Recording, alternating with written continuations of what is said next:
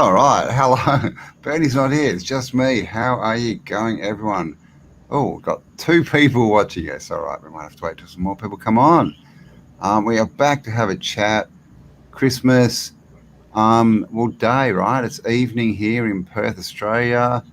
Just spoke with Sonia. It's the morning there. She's just got up. And what time is it where you are, Happy Bernie? holidays, lovely souls. It is 6:30 a.m. in Western Canada, where I'm Wow, joining in from. 6:30. So, Holy dolly, so you've been up all night. Wow, okay.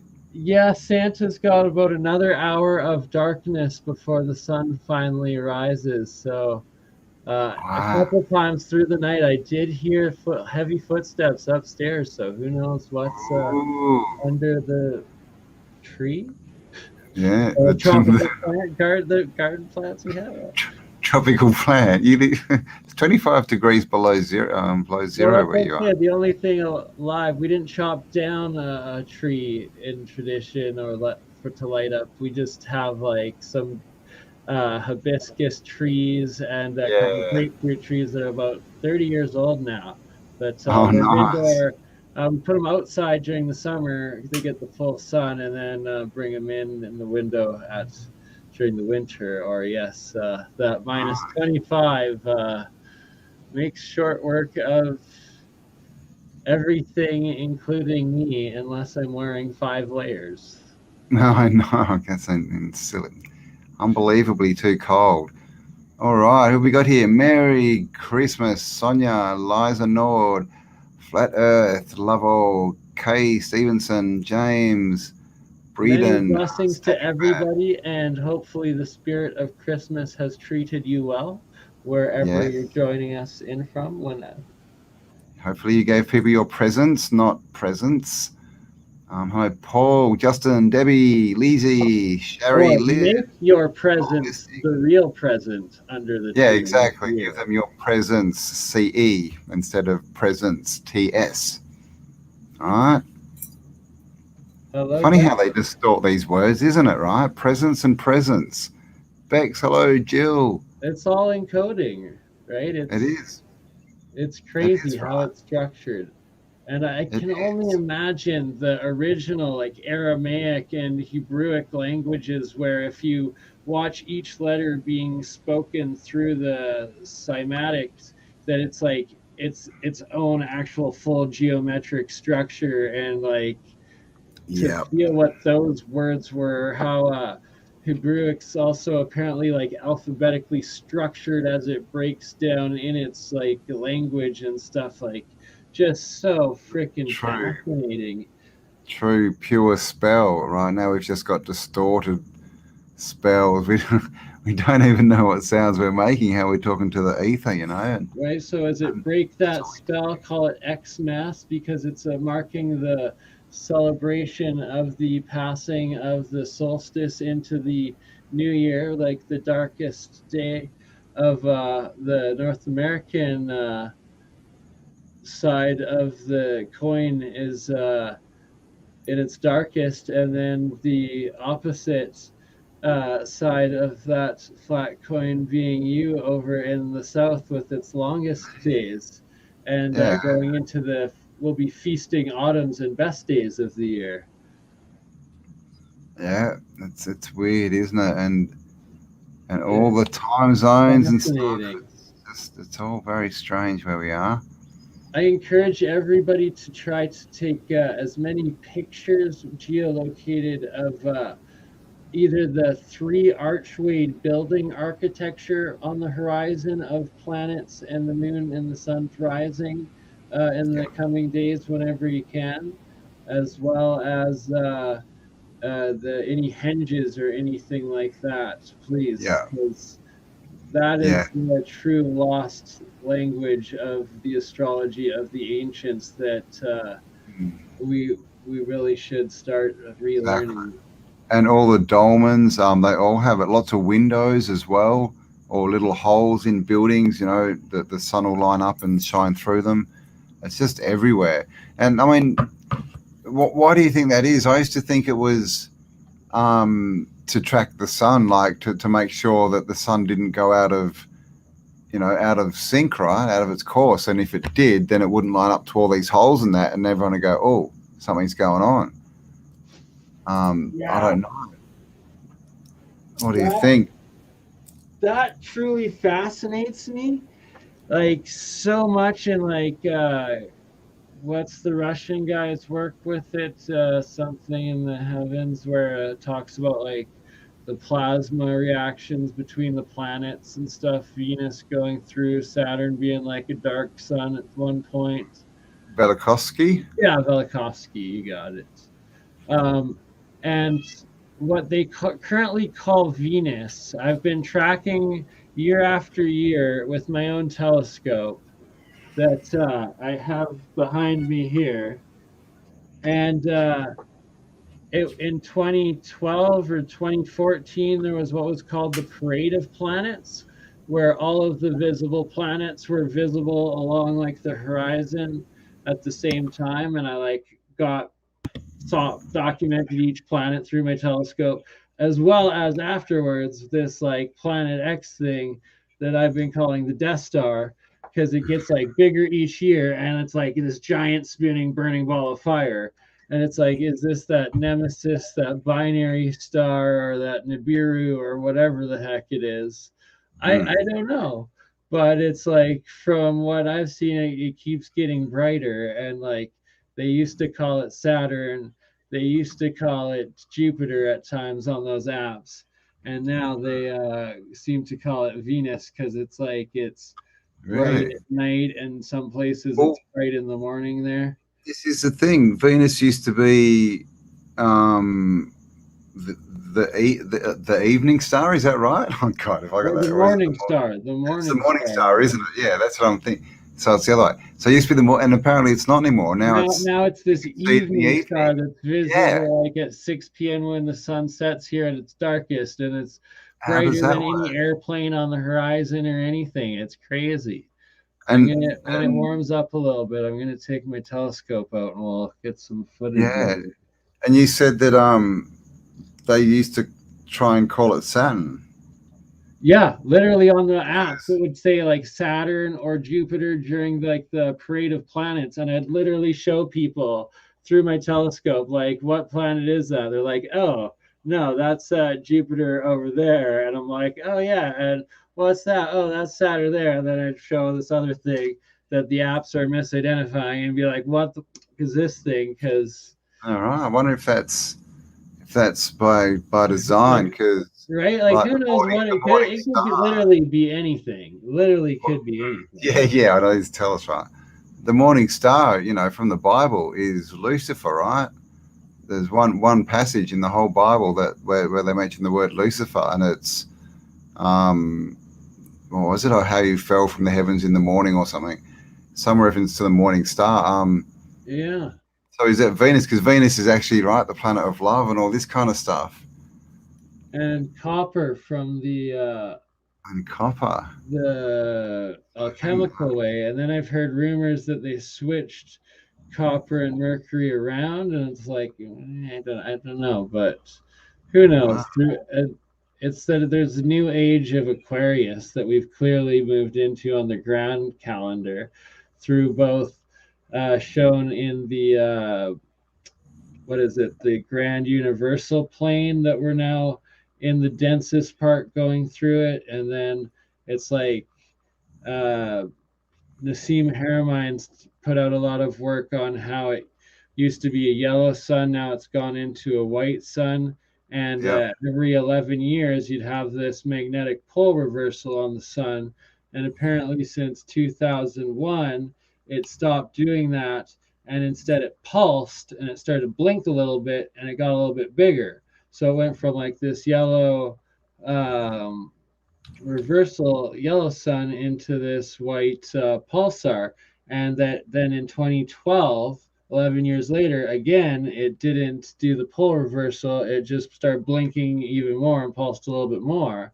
So the next test is 2023. We will find out if it does this for a third time. And a lot of children now draw white suns, where I have always drawn a yellow sun or an orange sun, like in my drawings. So, uh, yeah, Really, children are drawing white suns. That's yes, very yes. interesting. Have you heard about this comet? The blue comet. The blue Um, Kaliki or something. Okay, I probably blue butchered the name. Sorry. R2 comet. I think they're calling it. Is that what it's called? Yeah, just a blue comet. Like blue Kachina, right? Yeah, that's the word I was trying to say. So, where am I? I've lost you. God, I got too many screens up. Let me just share my screen. And I'll Yeah, show. sure. I'm gonna temporarily mute out while I bring the other camera online so I can show those close. But I just gotta mute it so it doesn't do that reverb while I hook it up. Okay. That one? No, it's not that one. Oh my gosh. This one. All right. Can you guys see this Yes, picture? this is live. So this Yeah. is this blue comet, right? Wow. And this, well, the search is for stuff from the last week. So, yeah. Now, when you look at this, right? I don't know if you've seen the Iwa series, but I need to watch those still. like if you look at this from a different perspective, that's probably a good one.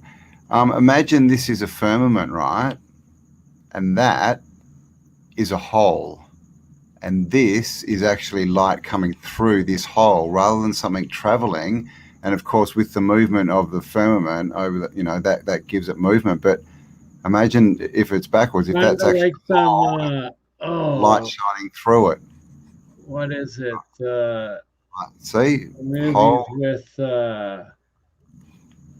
where he walks into those portals, the demigod dude.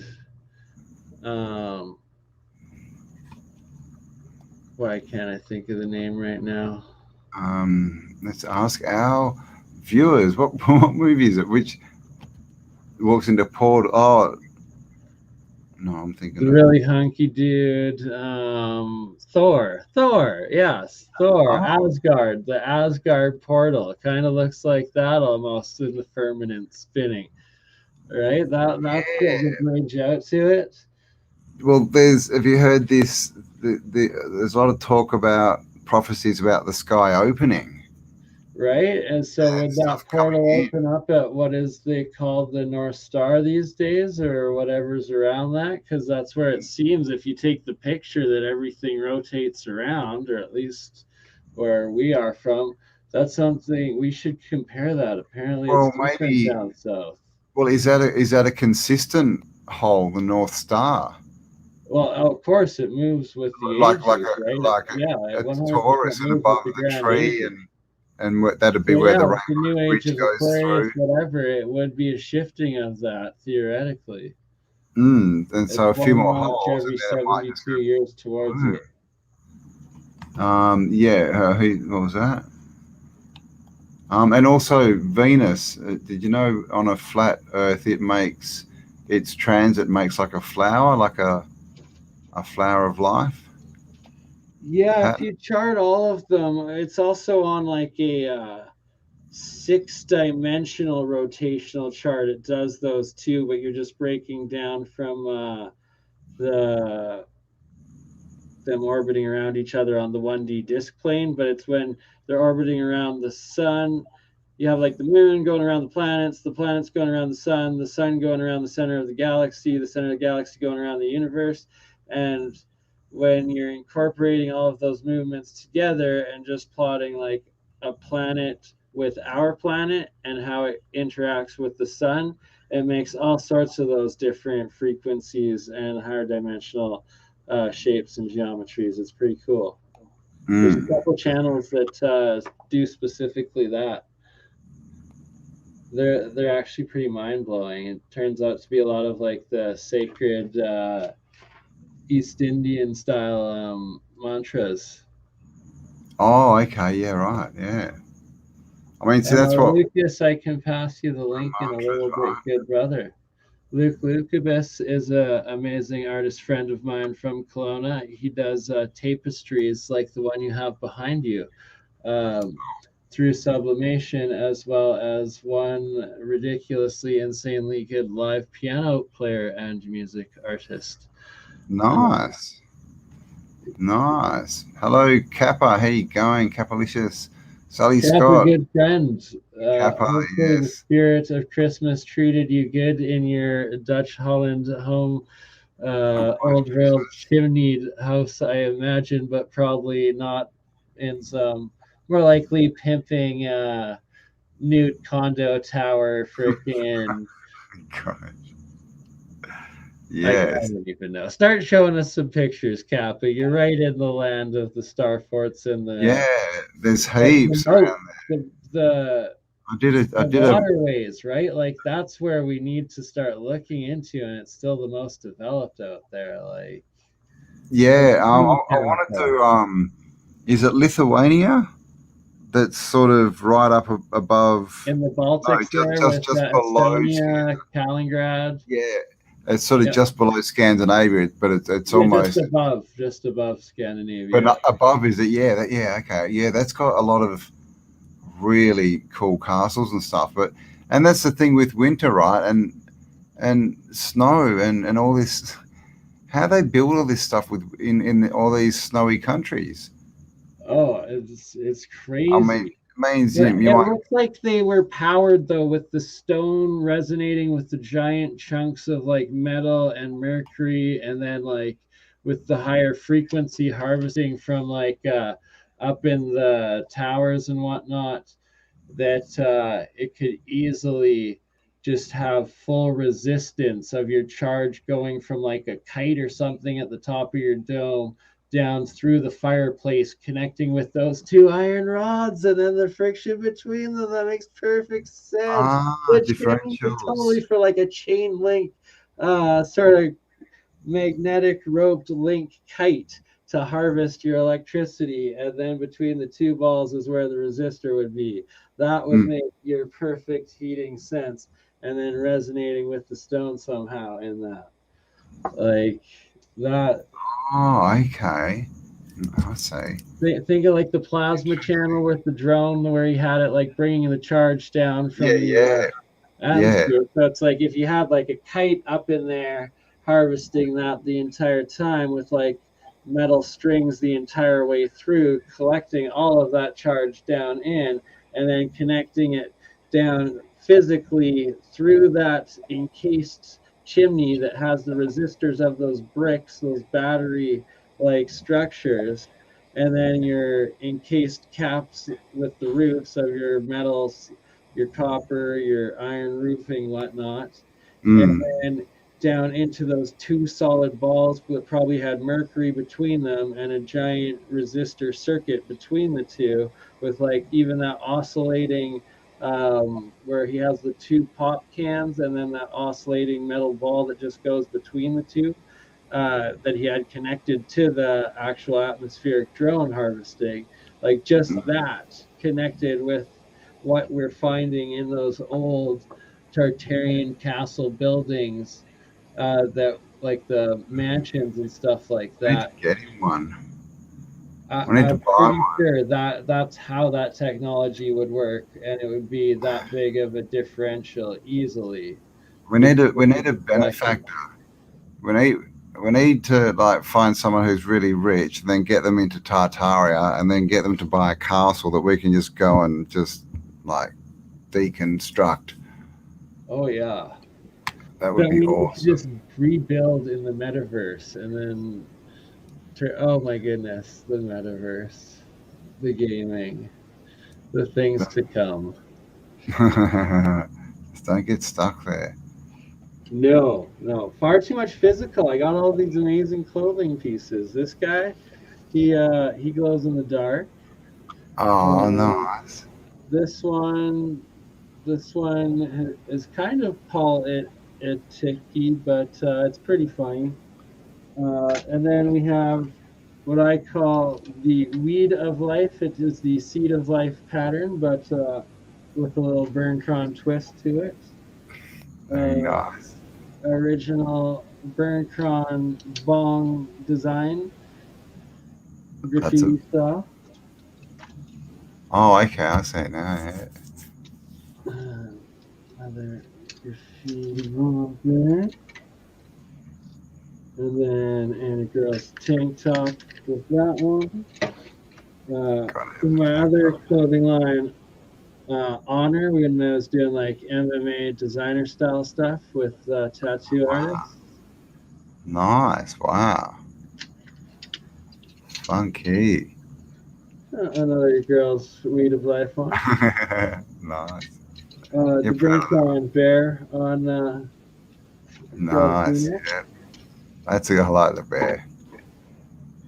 Since you're Australian, I figured I can give you one of these spaghetti strap for some female that you Some somehow know somewhere that female. could sport it, as opposed to the minus ridiculous Canada weather that none of We this never get to clothing wear will be seen anyone wearing for 6 months.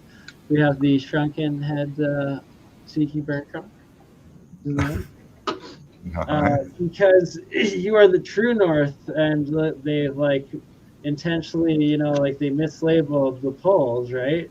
So Yep. on the record label Up North, you can sport Up North as the true north, down under, up top, wherever you So, are yeah. on this plane of existence. One of my classic Burncron graffiti designs. That's a spy piece. Nice. One of my very, very first designs. Actually, this is my very first design. The DC logo as a BC, and instead of a star, it's a weed leaf, and you have Burncon exports in Canada, and Very then one more glowy dude. nice. Awesome.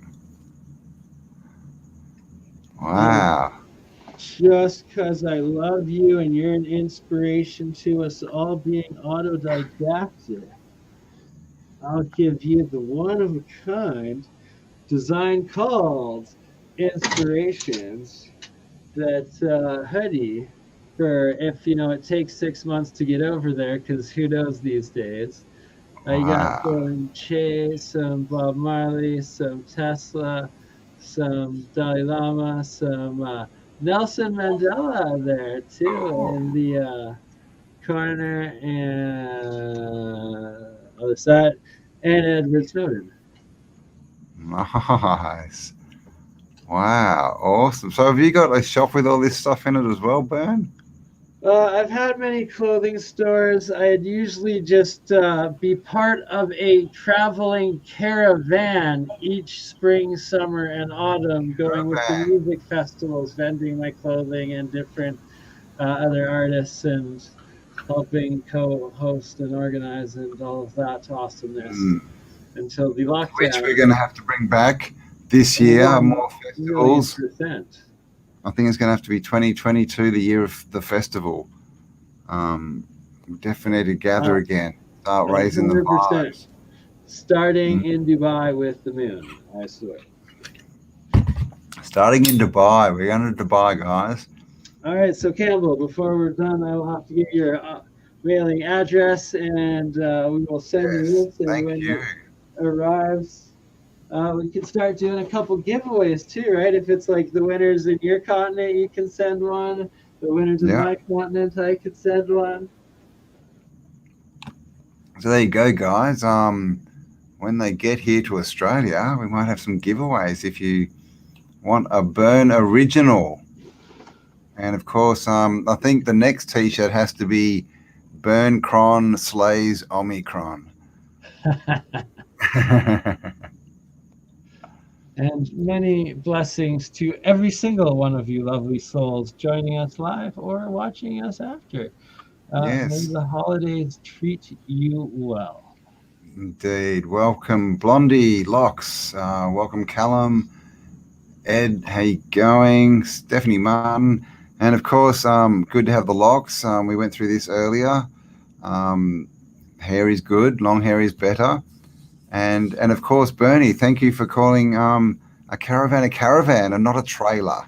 We had a bit of a discussion about that I before as was well. watching that. So a And trailer the is confusion. anything that you haul or pull behind a vehicle. So And are you saying what that we that call a includes a caravan, we caravan? call an RV mobile home or motor home But or RV camper.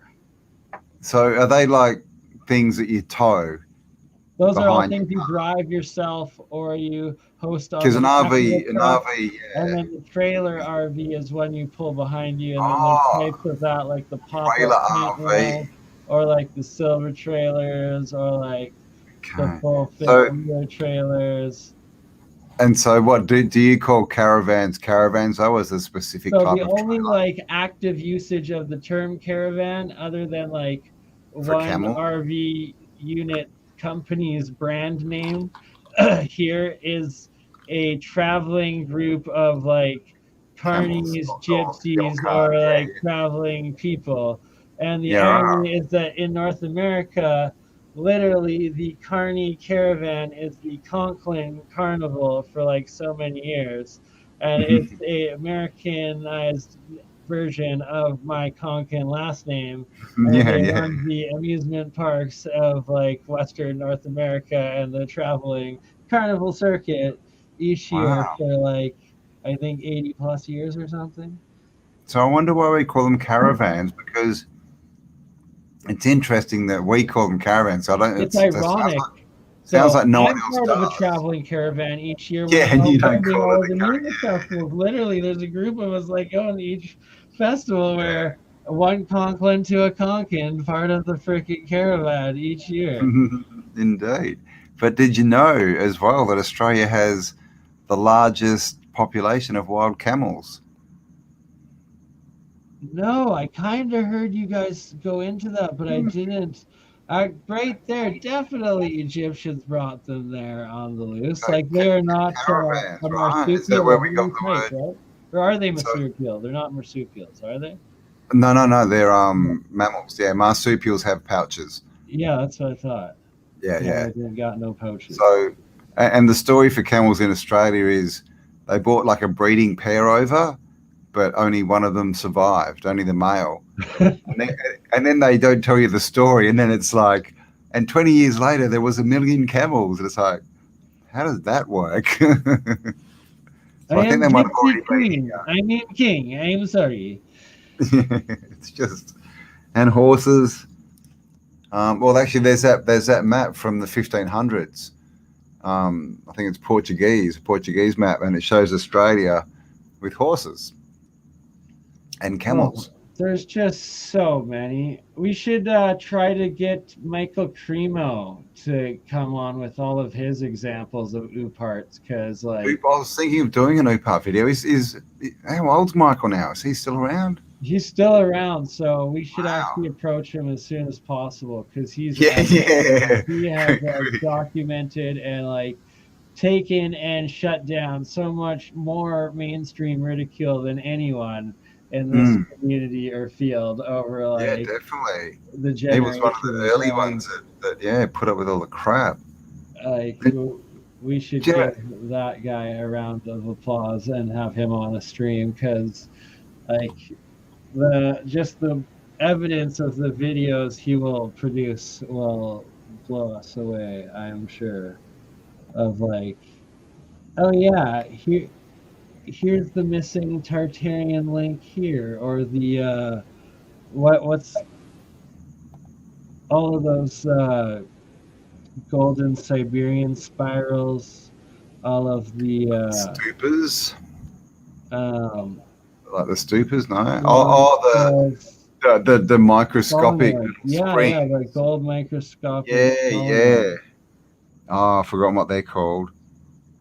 There's so much. There's the balls, those little balls, that they find everywhere. And they've got like a ring in them. And they look like We mini need Death to Stars. see if we can somehow like fund some remote drone aerial footage of like some of these mapped ancient spots like in Siberia and throughout ancient Tartaria Yeah, to go that's in and that's see like what's Most of the there. time there's Oh, like pyramids or like just all these freaking ruins or blast craters or mm. completely structured entire continent coastlines that need to be just a little bit I investigated was thinking and about that. documented, you know?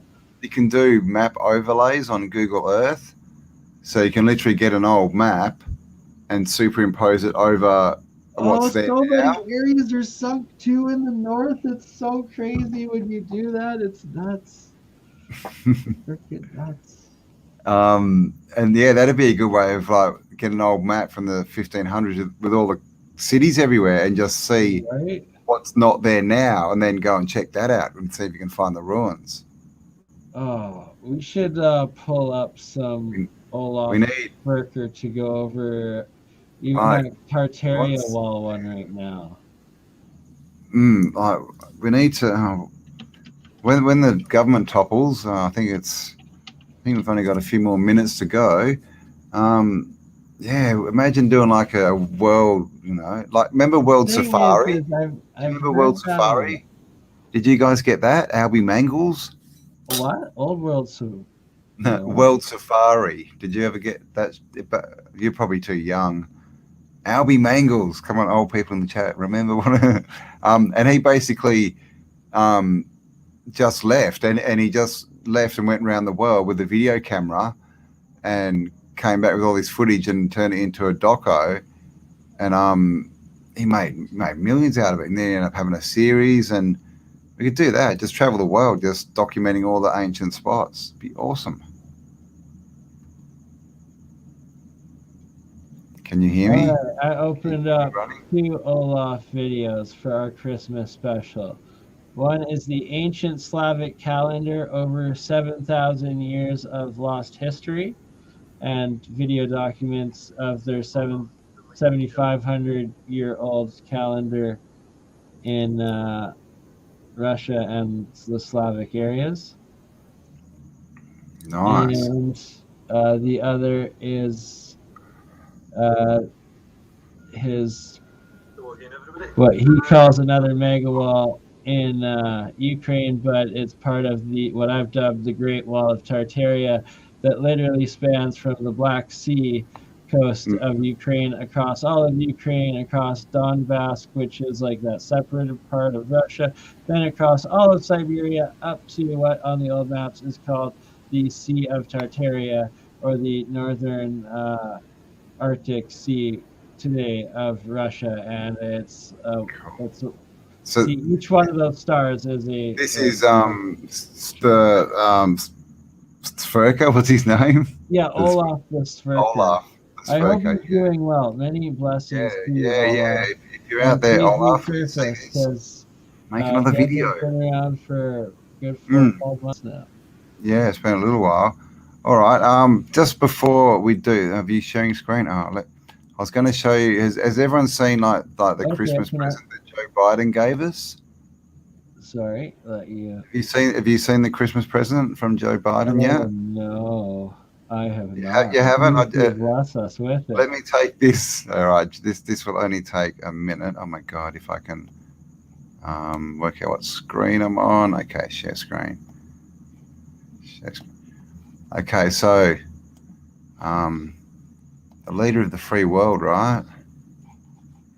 If I can find it. Where is it? Where are you? Ah, that's not. Oh my God! Now I can't find the right screen. YouTube. Is that it? No. Oh gosh, where is it? Okay, oh, hang on. I think I know what to do. That one. Okay. No. Can you see this? Yes, I can.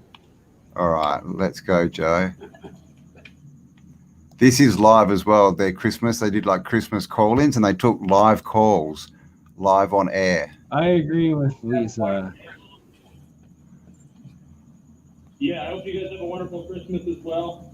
Merry Christmas, and let's go, Brandon. Let's go, Brandon. I agree. He said it. He said it. That is He great. agrees. Oh my goodness. I hope you Let's have a go, wonderful Brandon Joe. Yeah, I hope you guys have a wonderful Christmas as well. Merry Thank you. Christmas, and let's go, Brandon.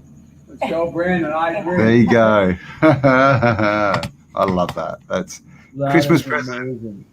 That is Um, amazing. I actually made Joe say it himself. That's meme lordship. And the That dude who really called is. in, he like recorded it all and got all the good audio, and it was a full on setup.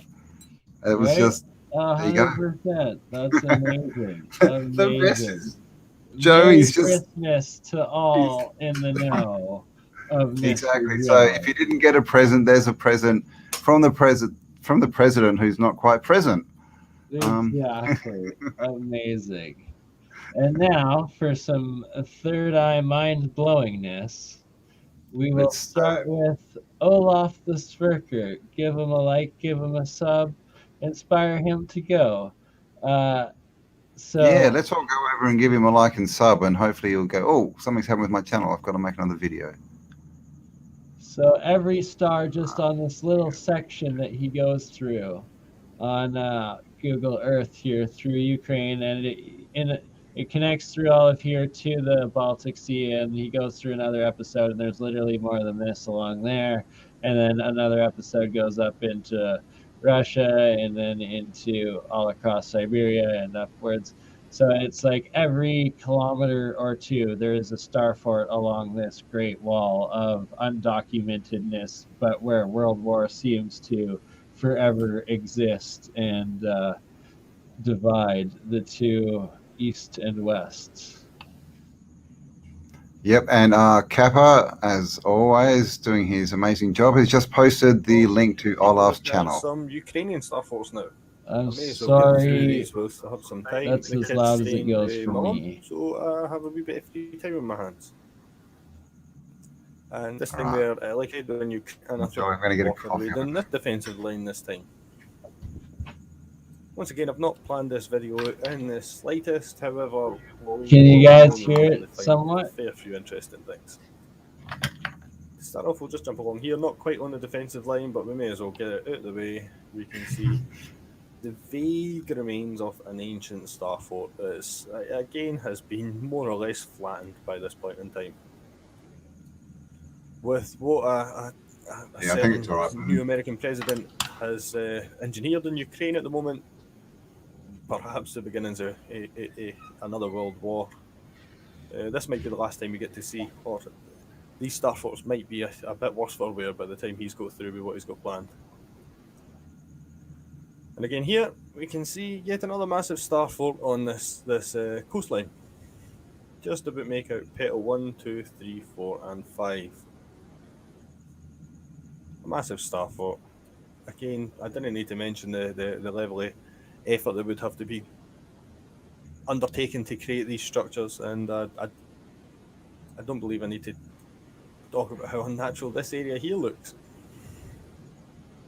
I think I've spoke about enough bombardments and blasts, so I'll leave your imagination up to work out what created this scenery.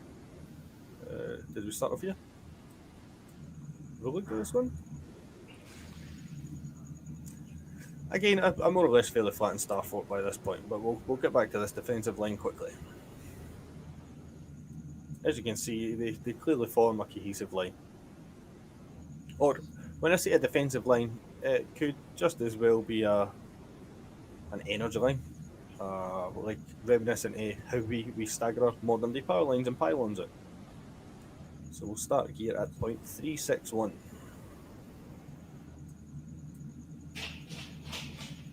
And today there is barely nothing that we can see. However, if we have a look at some of the old photos, we can see that clearly marked as a star fort. You can just about make it the petal in these photos. The petals being here. Like I said, whoever arranged for these star forts to be destroyed has went into great effort into actually destroying them, with a lot of them being completely levelled. Point 281, and we have again barely obvious that that's the remains of a fortress, but Easy, Tiger.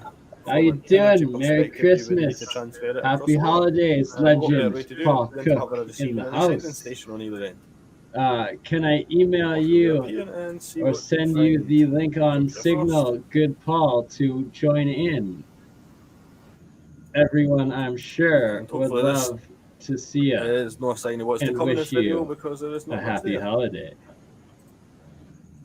And that is a field. What is it saying? A star fort used to exist in this area has been turned into a field. Like I said, I've not looked at this, a lot of the points on this map in sometimes years, so it's as surprising to me as it is to you what we're going to find. I think that's a more honest way of doing this. The more interesting areas I have planned videos on, I have done a fair bit more research into, but a lot of these are just some oddities on the map that I've found. A couple of regular circles, but we're back to looking at what looks like another giant wall. Exactly in the same style as the previous giant wall that we looked at. How vast would this star fort have to have been? And you can see the petals extend even to here. There is another. Now again, in the last video this wall covered hundreds upon hundreds of miles. And I don't know if you can wrap your head around the level of effort that would have to be undertaken to create these structures. How much earth would need to be moved? And again, you can see that even though it's been built over, you can still see the vague outline of this giant wall. But like I said, we'll work our way up and see what we find. Olaf's talking about the terraforming and the amount of equipment needed. If you love your job and you're excited to wait until you're 65 to start enjoying your life, spending time with your family, and building wealth, Then go ahead. Savage YouTube ads. Sorry about that. So, Paul, I hit the I'm pause button emailing you and the never even link. realised. Feel free to It join in, is brother. already 20 past 1 in the Everybody morning, and it was up would at love to see a 5:30, legend on. so I'm fairly tired, but Well, for as it's long been as it too makes sense, long. you Don't try to make pump these me videos out whilst I've like got the time. replay our first interview because that's Because you all I can have of guarantee, us. as soon as the kid's back tomorrow, I will be back to play Mr. Incredible, and my time will be limited again. So here we have, I'm sure some of these points I've moved because I wouldn't have marked these on the map for no reason, but nonetheless, we'll jump to the next one. Like I said, there's little to no planning goes into these videos. I pick an area that has some interesting points and I just jump straight in.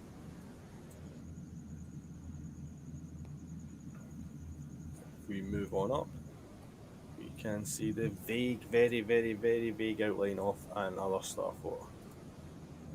And if we look at the photos, we're seeing it on plans, but we're not really seeing it on this aerial view. Unless, I'm sure there is more interesting ones along the way. In the middle of the field, another massive 4-pointed star fort. I actually fairly surprised that we spotted another one of the giant walls. I forgot that was there. Oh shit.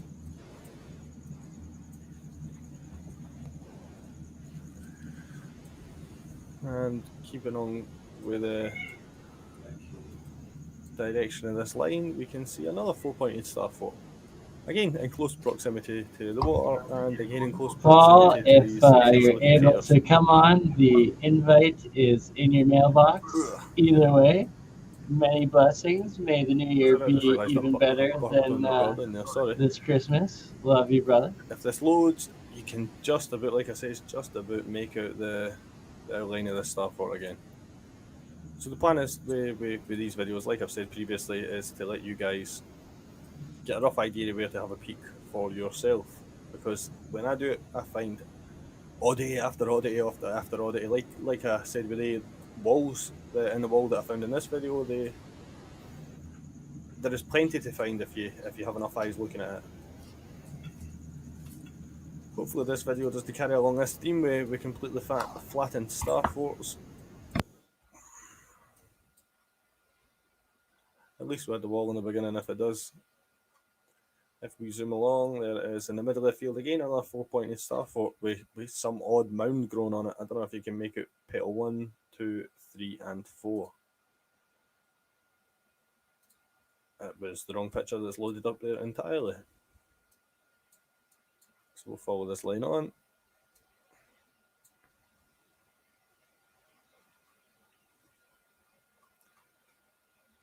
And we can just about, I've said it before, trees absolutely love growing on these star forts. We can just about make it this petal and that petal. It looks like this was perhaps a 6-pointed star fort at the time.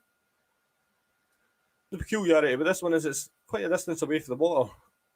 And what I have found when looking at these star forts is there's often a smaller star fort that points towards the larger star fort. So I believe we're probably looking at this smaller star fort in this case, with the larger one being flattened. So I've bought another mic. Hopefully the audio quality is slightly better. If not, I'll keep buying mics until we get there. Probably a small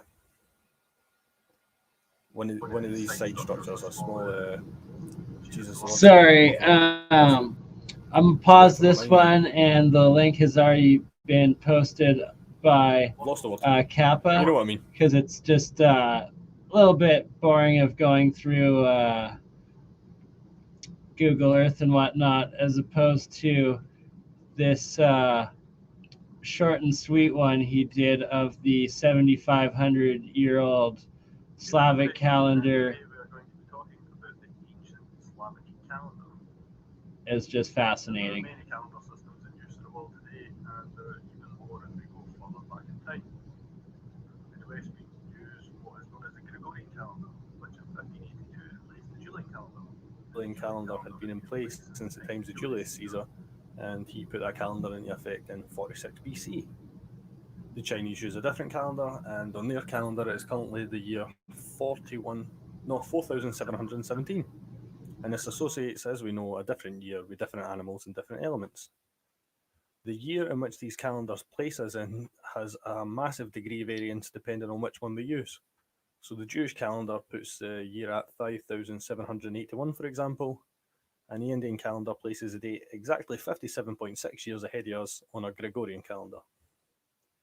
Now, these calendars are more or less fairly well known, and when we think of ancient calendars, we usually think of the Mayan calendar, which, as you know, was supposed to chronicle the end of days in 2012, and I'm sure we know how that went. But in 1944, scientists made the discovery of a far older and a far more accurate calendar, even when compared to our own interpretation of the modern date and time. And the calendar I'm talking about is the Slavic Aryan Vedic calendar, which places the current year at 7,529 from the creation of the Star Temple, from the creation of the world in the Star Temple.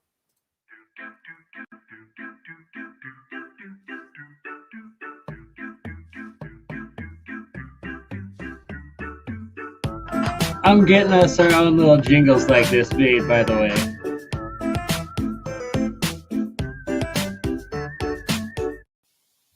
Now,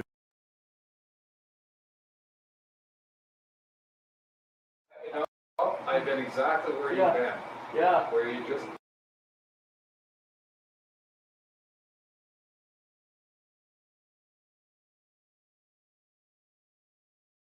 Now, the full date as of recording this video, as far as the Slavic Aryan calendar is concerned, the full date is the year 7,529 and the 9th summer in the circle of life on the 35th daylet of the month, which is known as Tritanic. This calendar was in use throughout Russia and Eurasia until Peter I, I refuse to call him Peter the Great, had a reform, and he converted the entire country to Christianity, and as such changed the date to be counted from the birth of Christ as opposed to the creation of the world in the Star Temple.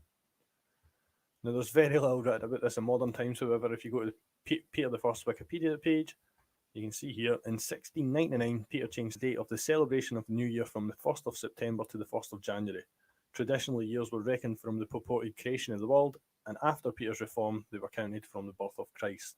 Thus, in the year 7207 of the old Russian calendar, Peter proclaimed that the Julian calendar was in effect, and the year was 1700.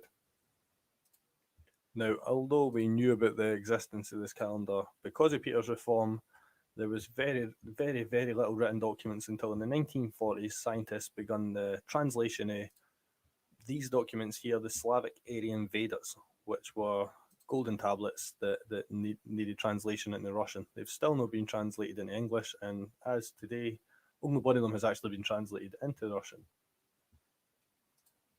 Now, as we can see here, there were still some accounts of the true date. In fact, there was a few, despite the censors going about and destroying any evidence of this calendar having ever existed. One of the best ways of controlling a people is to take away their history, and one of the best ways to take away their history is to deny their most significant event, and it's usually a significant event that these calendars start their count from. This extremely complex and accurate calendar requires no adjustment for leap years and runs in perfect cycles.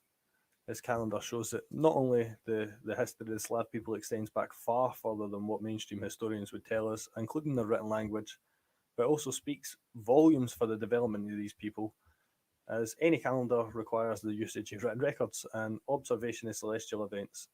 For the calendar to have reached the date of 7,208 before changing, it shows that the people remained unified for this entire time under one empire, and that the same calendar was used throughout.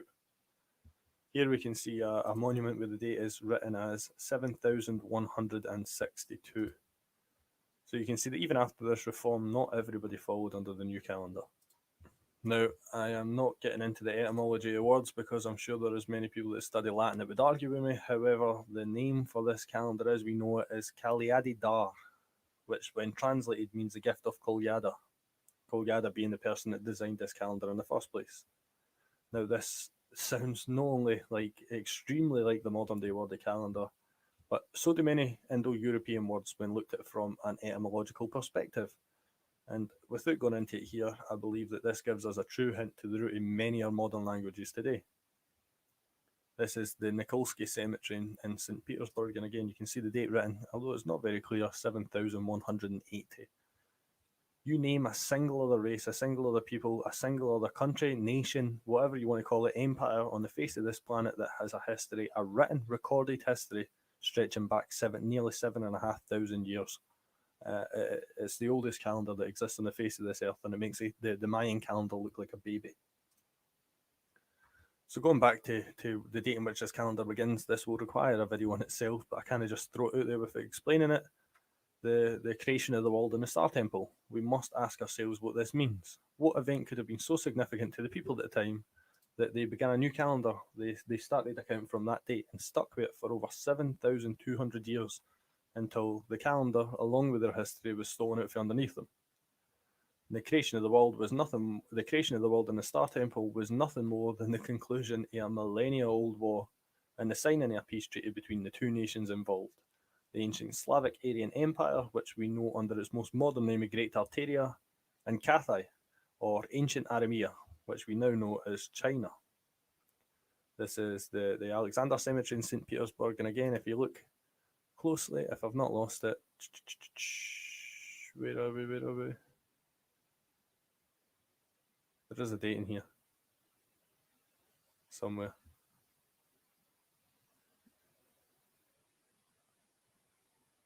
I can't see it, I'll show you here. 7,188. So back to the creation of the world and the Star Temple. Asura, the Prince of Rasenya as it was known at the time, we still speak about Asura today. However, we know him as the Hindu deity Hanuman. He ruled in Belvodai, and Aramean, the ruler of Aramea or ancient China, created peace. That is, they concluded a peace treaty between the Great Race and the Great Dragon, according to which the defeated Arameans built a wall. This wall we know today as the Great Wall of China. The wall at the time, however, was called Kitai, which when translated means key, great, and Tai wall. And this also explains how on all these ancient maps we see China referred to as Cathay or Kithai. It was a high fence or fortress wall. China at the time was known as the Great Wall or the Great Fence. The Kitai Gorod in Moscow, for example, is not named because of any Chinese connection. It's named because of the Great Wall that surrounds it, the High Wall. You can see here there are numerous examples of this day extending further. This is the Orthodox Cemetery in St. Petersburg again, 7,388. Let's Glow. Glow has over 5,000 on-demand and live wellness classes for those who seek stillness, for those looking to get grounded, for creativity, closer connections, and more meaningful moments, for confidence, battling burnout, and strength. For all ages, life stages, and all places, there's Glow. Transform your total self. No equipment necessary. Visit glow.com to start your 7-day free trial.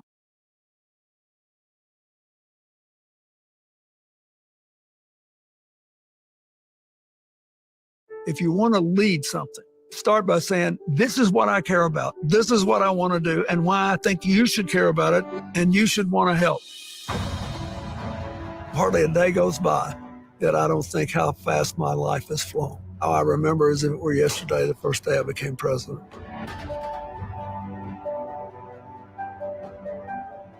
Hardly anything worth doing can be done alone. This is a particularly orienting time for billions of people in the world. You've got major uncertainties about what's going to happen in the years ahead. At a time like that, you really need good leadership skills. And you need people whose goal it is to pull people together, there's a shed. not That's drive not them good. apart. People need to feel the potential to create a better tomorrow. I need to feel you, Bill. Oh my God, I wish I could skip this, This quest is guys. unlike anything I've ever done. I'll be teaching skills I developed and used in very challenging leadership positions. And I hope that those skills will help you in your personal and professional lives. Bernie, how to work with people we're losing our audience. Bill may Clinton's not even like us. And how to mediate God, what have conflict. I done? I don't believe being nice is thank inconsistent you. with being tough. Everybody God. makes You got to be tough as apologies nails. that Which you all have to read Skip. that. Thank you. Micah and the cigar. Now, the symbol for this You sent us to the pits of hell. May that not have traumatized an image of Micah on a Okay, cigar guys. with you right this New Year. Crisis averted. It was pinched and stolen for the pagans, pinched and stolen for the people that came before them.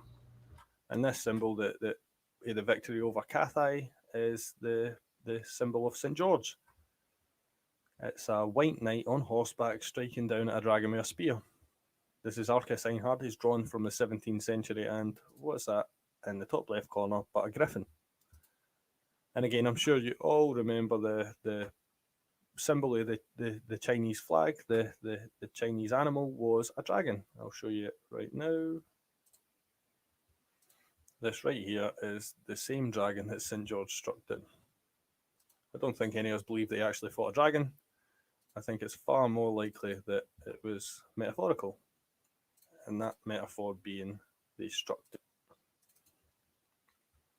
Now, these are the Slavic Aryan invaders that I was talking about, and I have a copy of one of the translations here, but if you don't speak or read Russian, then I can only wish you good luck, because there is no English translation. And like I said, the Russian translation, only part of it has been translated. Merry Christmas, Truth Unveiled. May you have a discovered blessed day. in the early 40s and translated. Oh, wow. in the Are 40s. these Slavic golded records?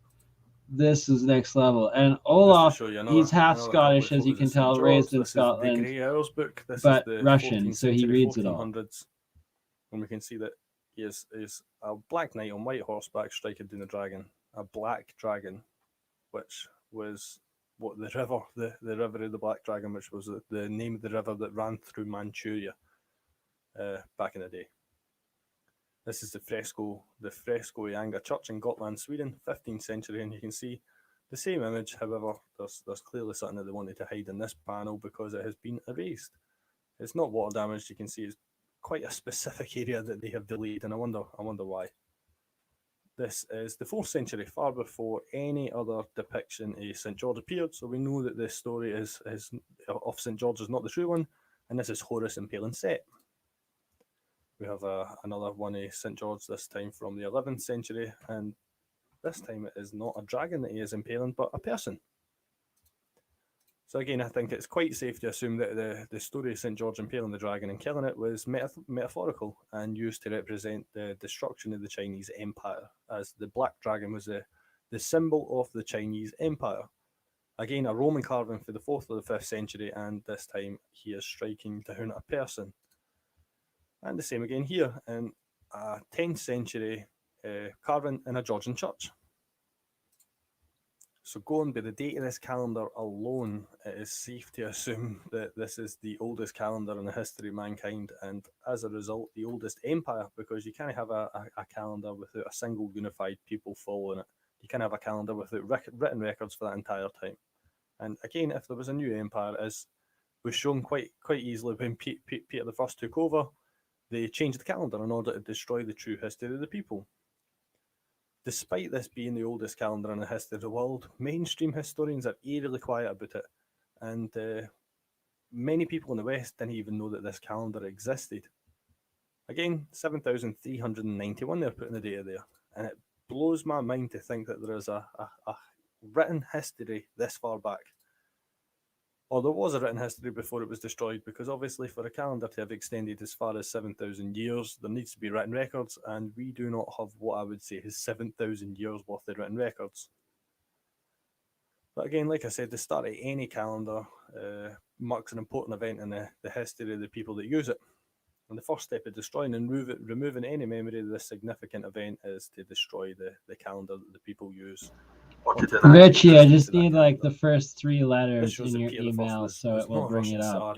I just couldn't find it because I'm stoned and it's Christmas. People, and as such, the oldest empire in the world.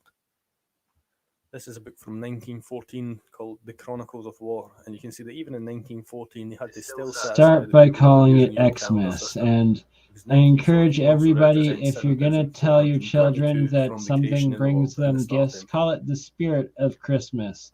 Don't false idolize with the lie of a Santa Claus caricature that will then eventually lead to the traumatization of the breaking of the bond of trust from the child to the parent when they find out that their most sacred of trust of their parents could actually lie to them on something so intense. Of this calendar, or people using this calendar floating about. Richie, you can join from your cell phone, my friend. Now this is the Temuta Rakenstone.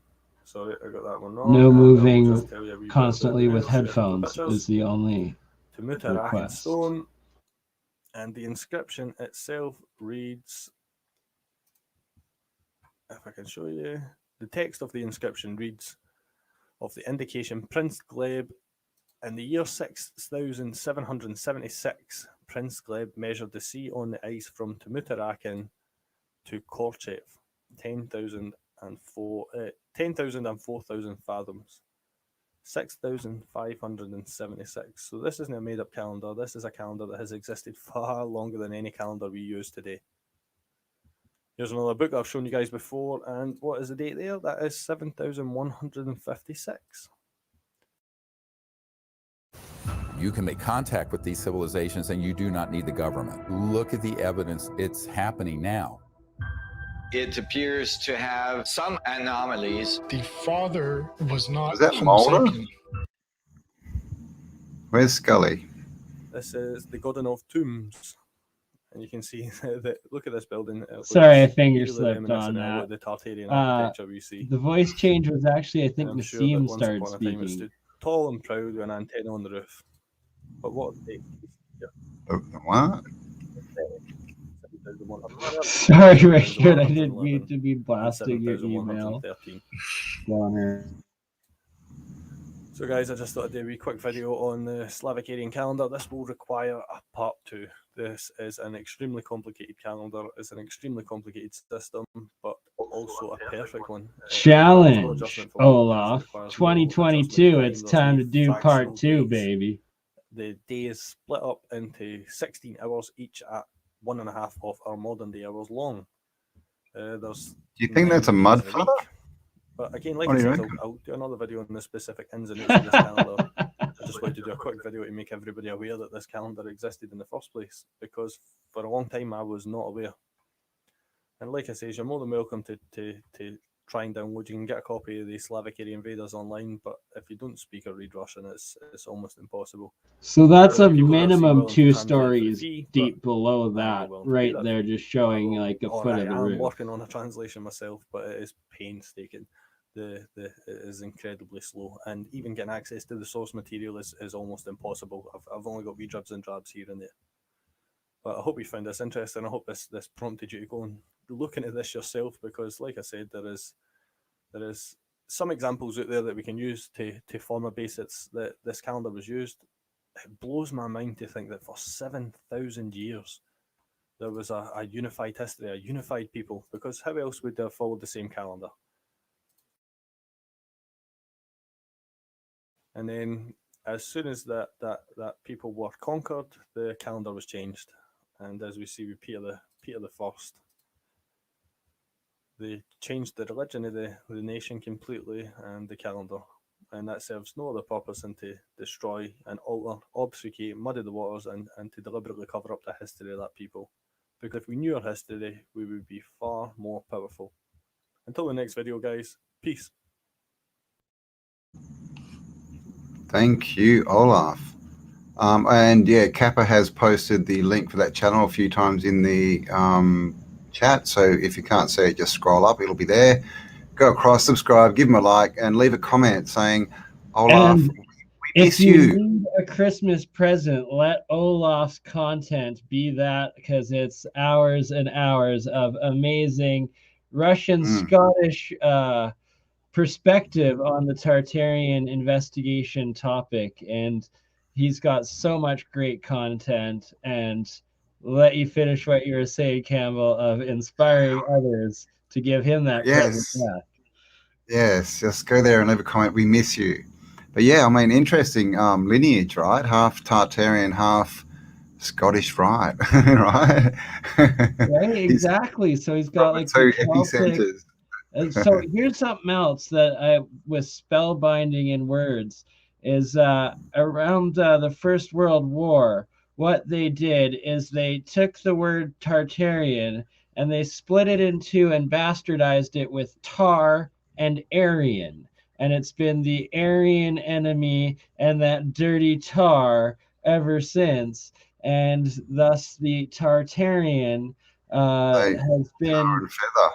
And if you look into lots of the Aryan sort of East Indian Persian roots of it, and the red-haired six-toed pyramid buried mummies and all of that across all of Southeast Asia and whatnot, and everything that's your Tartarian. But then they also try to call it, is it Scythian or something like that? Or so yeah, Scythian, Scythian is sort of the what the mainstream sort of calls the Tartarian Empire or whatever that was. There's also, of course, you know, the Aurea Linda book, right? The story of us whiteys, pretty much. It's really the only sort of history book we have, and that goes back. I'm going to have a look at and check out the dates. Because I think it is about 7,000 years. Another thing that people have to realize is like if you look 1,000 years back throughout European maps, it's all like Celtic-ish, and then we're taught that the new Empire of Rome was getting rid of these pagans, but really it was the original Celtic Tartarian. And once that was conquered, and then there was the constant rebellions away from that new Roman Empire throughout as well. And they started by genociding that population first and conquering it first. And that it's that like North America, South America, it was conquered. It wasn't necessarily even like found in ruins. It's that they took it down into ruins. And then they probably rebelled. They probably crushed new areas. Something else happened. And there was the major reset, probably the 400 or 500 years or something like that, that put on the new Empire of Rome or put them on their course to whatnot. But like even in China, the writings of the Oriental Tartarian, but Peace and War, that epic Lao Tzu. novel. Yeah, that there's a Roman general influence and co-author to it, and it was the Jesuit general that was based in Beijing at the time of that writing of that book. So Nice. the way history is, and the fact that it's like, if you look at Beijing, like the star city that it was, like the maps of it 400 years ago. Can you bring up some of those right now? Like that. The closest thing you can think of is like Holland, and how there are these water cities, or in Italy still the one that's floating, that's a handshake. Venice. Wow, why could I not think of that sooner? And that there shows that only, well, whenever all of these maps are actually from, whether it's the J in front of it or what time frame, whatever actual epoch era that these are, it was a global civilization based on these canals and star forts.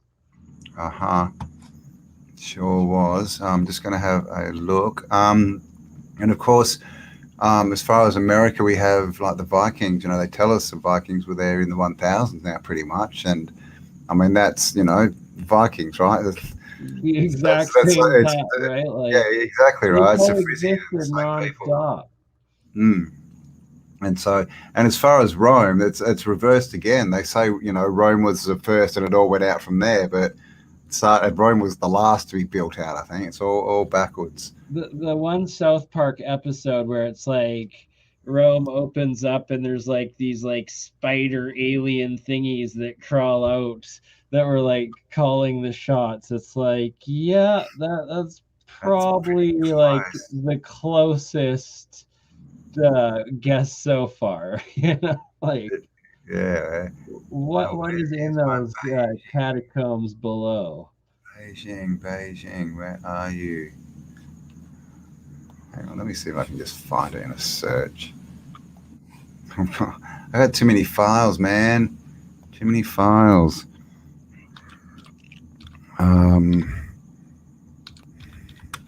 Happy holidays. What else was all I going? Beautiful souls and community. I was going to say something. I'm pretty sure I emailed you the link, 00. Oh, here we go. Oh, that's not it. That's kind of it. Bloody Alarmy and their watermarks, man. Oh my. And they're even the small crappy ones. What's that? I'm gonna get on making some Google slides. Oh, okay. Oh, what's going on? We got videos playing. That's for next week. I'm making some oh gosh. Google slides. Did you? What was that? Did you just? I don't know, but are you going to start like sampling and like those people in the street who do music? Oh heck yes. You'll be like rapping with yourself. A new being autodidactic. Weekend at BurnEye's Matrix sampled intro. It's auto. Oh God, I can't beatbox for crap, can I? We'll have them back. Don't you worry. It'll get a little ominous in here. I don't have any. I can't find that Beijing. I know I've got it. I know it was in Shanghai. Maybe that could be that. Yeah, Shanghai. Okay, let me do a search for that word.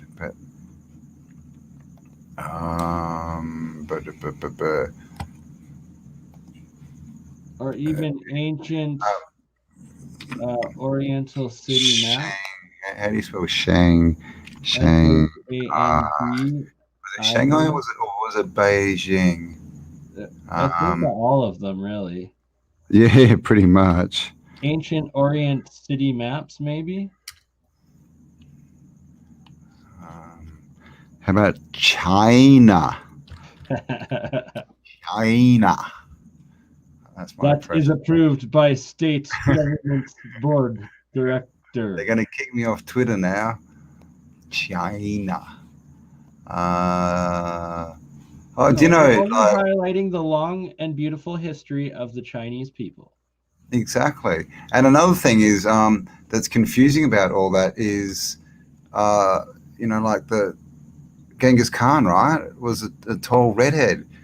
Now, who were all these people? If Genghis Khan was a white dude with red hair, then who was Confucius and who were, we're told they were all Asian, but I don't think they were. Well, they're all people of we're always been a global society and intermingling species, that it's like there's always been certain places that certain groups are from, but there's always been a Chinatown in every city, a little Italy in every city, just those communities have always remained, and then there's the other ones that have been wiped out that we're no longer told about, like Tartaria, throughout Africa, throughout Asia, and all over, really. Yeah, and Jared Boosters has a good channel. We must have Jared on. He's just put out I found it. He's just put out a video on Norumbega, which is basically the northeast of the USA. Is that right? Yeah, Lake Norumbega, the one that John's seen sometimes up in... Yeah, John has mentioned it before. Yes. It's like this city, it gets mentioned and then it disappears, but do you want to share that? Into it, and it's really interesting. Well, his video, I think, is... there's a few. I saw another one as well today. It was really cool. Oh, Richie, hey. But yeah, it's something I need to. Basically, it looks like Washington was Norumbega, right? They literally. I could see that. Yeah, so they went in and they took over, and that whole region. I think there's Philadelphia's up there, and there's all these really big old world cities, and it looked like that was a functioning civilization when they got there in the 1500s, and then it was like 200 years sort of battle war, and the people who were already there lost, and then new people just went and just took over all the cities and went, we built this. Hello, Rich, how you going? Exactly, the facades were built. The facades were put on, and the new dates were established, right? Conquered, facades claimed by robber barons at this time. Populations genocided, turned on themselves, and the orphan trains of the other lands that we genocided and conquered are now placed on, and here you go. So this is, I think this one's Shanghai, but check out this lighthouse. Right?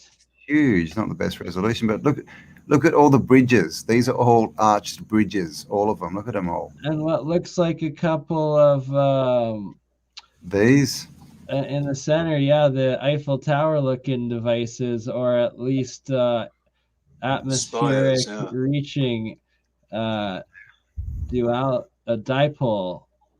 Well, check out this, right? This is a big building here, right? This is a fountain. Right? Right? Well, that's another thing, that just the structural building of all of it's plumbing, yeah. And that we're taught that toilets didn't exist before a couple hundred years ago, and it's like, no, but they could plumb these entire super cities. With it's. I mean, look at it. It's just. It looks like that looks like a fully constructed city that's just been built in a lake, almost like 100% it has been. Was it the Incas? Yeah, the reef cities and Titicaca, stuff like that. You're talking about. All that, and look at this. This is a big covered walkway thing. I mean, what is that? So there's your Hyperloop freaking port. yeah. Right. That's. Is that an aqueduct over on the left? Here's your satellite connector dome dish in the middle. Only it's inverse. Maybe it's going to inner Earth, not outer, or it's listening, not broadcast. Yeah. Well, here's another jump gate here too. Maybe you just go. You just instantly but yeah, look at this. We've got an aqueduct going into a building, but it sort of stops. I get the. Do you know what? I get the impression from that that's ancient. I think that's ruins in that time when that picture was done. I think that was ruins from a previous civilization. It's the last of that previous Star Fort society and global civilization. So it's the pre-Mud cataclysm event. I found this, like Chicago is just like ridiculous, right?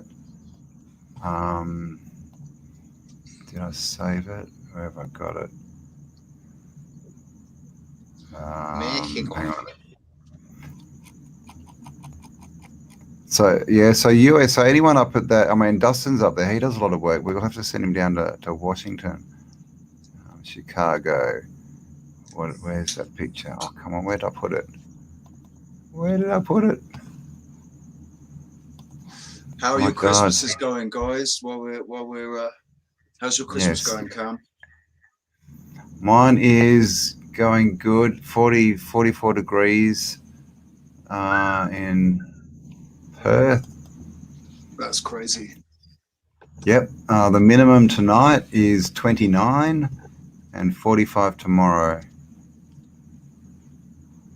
Wow, 29 degrees. Oh man, when it's 30 degrees at night in bed. I know. That's close. That's close. I'm glad I've got air conditioning. Oh my gosh, I've got all this. I'll have to show these, but I've got this. I found this picture of bloody. Where'd I put it? Chicago, and I've never seen it before. I'm gonna have to do a search again. Oh my gosh, Chicago, and like literally, the people look like ants, and it's supposed to be a design, again, right? The design competition and all that kind of stuff. But these buildings, they're just, it's like some of the buildings in that map we just looked at, they were just so oversized. It's built for giants, man. Right. One thing, just one observation that I'd make would be that perspective, when you take a photograph or when you're looking at perspective from height, that you don't need to get that high for people to become like ants. They get very small quite quickly. You don't have to be that high for them to look like ants. You only need to be sort of 4 or 5 stories up, and they're it's just in relation to the buildings. Yeah, it's one of the best I've ever seen. Like it's just silly. Is it Chicago that the late Rob Skiba, the rest of his soul, took I don't know. Across? Is it Lake Michigan? For the city. Yeah, no, I think that's Michigan. I'm sure. What if like giants came up from the underground? Could we coexist with them without like slaughtering them and like tossing their without them slaughtering like us? Paul Cook video shows, and he tells the stories of like the fables. It's like, do they exist in Hyperborea and some sort of inner earth, but hiding because they're afraid of us still to this day, like the Richard Byrd or Tibetan stories of inner earth go? Maybe they're not as afraid of us as afraid of unintentional damage that they might do, depending on how big they are. Like it would be like us trying to coexist with mice or something, walking around the streets, and there's mice running around all over the place. Right? Like you're going to tread on one. Could be possible too, right?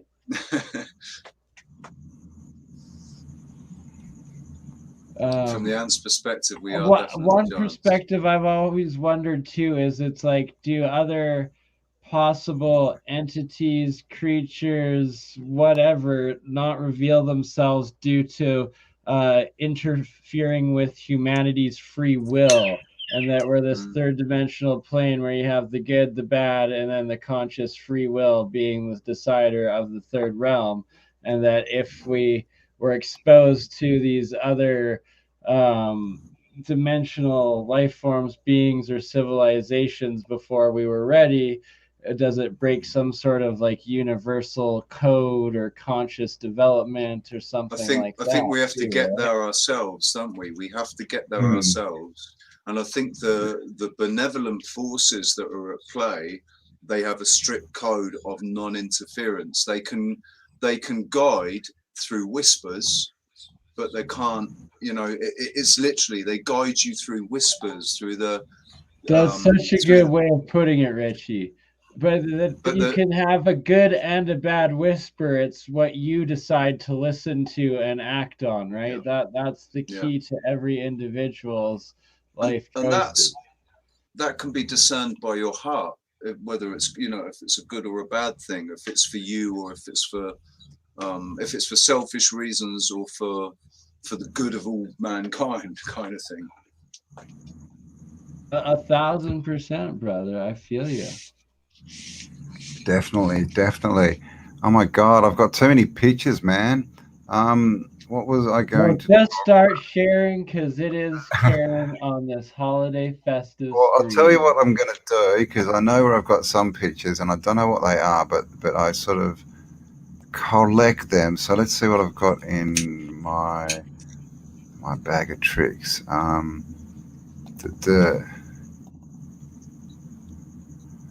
All right.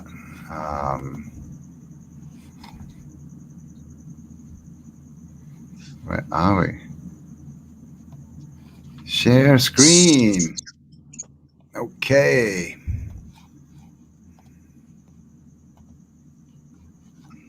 That's not it. I've got to get better at this, don't I?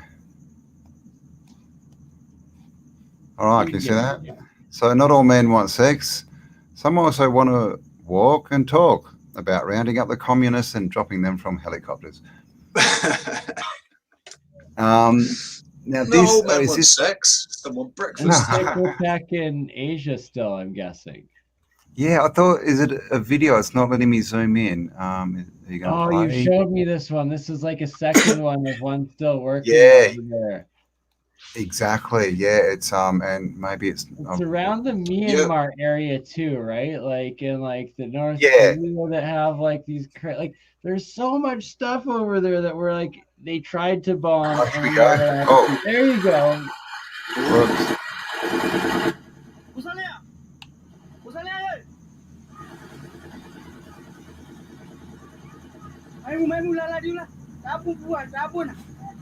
It's not quite the same, is it? No, this one looks like it's flashing out almost out of the aerial, doesn't it? Where the other one. Rewind to the beginning or unmute it, because wasn't there? It seemed like there was a sound of like a and that'll be the difference whether it was like the sun reflecting or it being like an LED light as opposed to it actually being a reaction from it, like the other video one.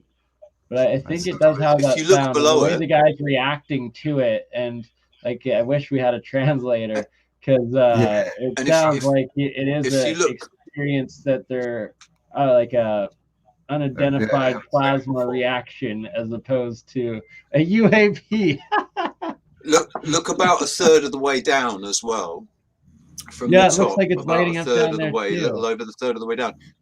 It's like there's 3 lights there as well. There's 1, 2, and then the third would be at the back. New age actual LED lighting that they have up there, or is it Antiquitech acting up? That's been activated. That's why I'm saying it's not quite the same, because the other one was quite obviously it was a halo. Yeah. This one is like, let's hear a replay of the beginning, because there was that sound. I think that was also in the original other one.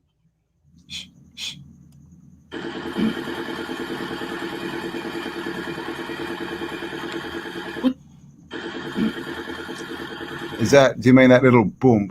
That sounded more like a diesel generator than anything. No. It sounds to me like there's one little bump in there, like one little, not the not the pneumatic sound. There's another one. Hear that? Sounds like someone coughing almost. Maybe it is. Hear that? Go back again. Do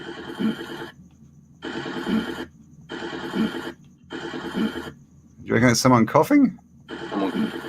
I wish it was higher quality to zoom in, because it could be an LED light beacon up there, but it's pretty sporadic in how it's flashing. Look, so these lights are going on and off. Oh, and it's right on one of those. No, that's... These lights are going on and off, I think. Focus your cameraman. Are they? Yeah, see they're getting brighter, or is that just the camera? Yeah, they're flickering. They are flickering. So yeah, that one, and that looks like what, top of a stupor or something? Yeah. Nice antenna area. There. So there you go, right? Most likely an activation. Most likely. And I think John showed another one, recorded too. John showed like a picture last week, was it, with the clouds above a building, and you could see this atmospheric stuff in there. Yeah, right, you said in Montreal or Quebec City there. That's awesome. The still active cloud formations in the plasma with the roofing of that citadel. Look what you can buy on Amazon, by the way. Very nice. While they cut YouTube channels, big trees. Now, how did they cut this? Like, we are told this is cut by a bunch of dudes with axes, right? Look how perfectly smooth that cut is. And that. Oh, that's like a chainsaw. That's a chainsaw cut. That's not an axe cut. There's no way that's axe. I mean, that's cut, absolutely. I've cut trees down. I've cut trees down. That's not an axe. From yeah, I know, lightsaber. Yeah. How big would the blade have to be to do that in one cut? Yeah, maybe that was a giant. That was a giant but axe. If you look around the trim of it, it looks like there's like an actual burning layer of before the bark to the wood there. Like it cut, like how straight that is, and like off of a little bit. It looks like it's almost laser pointer perfect. Just the height. If he's 5 foot, that's 12 foot where they finished or started. Well, where they started the cut. Because you can't start down there, so they've got to start at 12 foot off the ground. I mean, what the hell? That's just silly. Oh, we got some orphans having a punch up. This is how they, indoctrinate us, right? Bit of violence. But I mean, where are the parents? Oh, here. Okay, we've got the dodgy parents taking the bets at the back. Oh, Bruce Lee. Kung Fu. I know. Somersault kick. Somersault kick you in the chin. Ha. I saw actually some footage of Bruce Lee's only ever sparring match, and dude, he was so fast. Oh, yeah, wow, I've seen that. And his 1 inch punch. Yeah, that's awesome. Like that dude, right? He slides about bloody 3 meters across the floor. Just how he literally pulls energy and moves through the ether. There's no other way of explaining. Well, the thing when you watch Bruce Lee, Be like water, man. Be like water. Yes, this is called an archivolt, by the way. Archivolt. Archivolt or archivolt, archivolt, right? I want to put up Walter Russell's periodic diagrams that are the exact same. Oh yeah, it looks like that, doesn't it? Yeah. And see what we get out of those combinations, and maybe we'll unlock a portal. How'd you like to live here? Now the question is, half-melted building. Where is this going? Because, right, they're going to tell us this is a cliff, right? This is solid rock. Full of so you can see the buttresses above. Where's the living look above, though. You can kind of see what look in there. Near that. Another wooden window sill into is it a window, you reckon, or it's something in there? A building, building. What have we got here? It's someone. Refacade. What's that? 1,520. Is that right? 1520. 23. Are they three? Is that 3? It's 23. There's a 3 at the end, I think. 15, If you look up into the J right, actually a 7. Go. When taking into Olaf's calendar there, could the J like be across 7? And it's 7:30 this or 7:40 that. Oh, or okay. 7:10 that. It could be that. It's worth looking into. have a look, Cam. Just go up and then to the right. You see where there's like a buttress up there. Can you see it? Yeah, go right. Oh, is it? Go up a bit more. This right down. No, up, not to the actual rock. So you're looking at the rock, because I'm trying to see if that is actually the remains of a building there. If that is like a certain melted area exposed to like extreme melting sort of thing.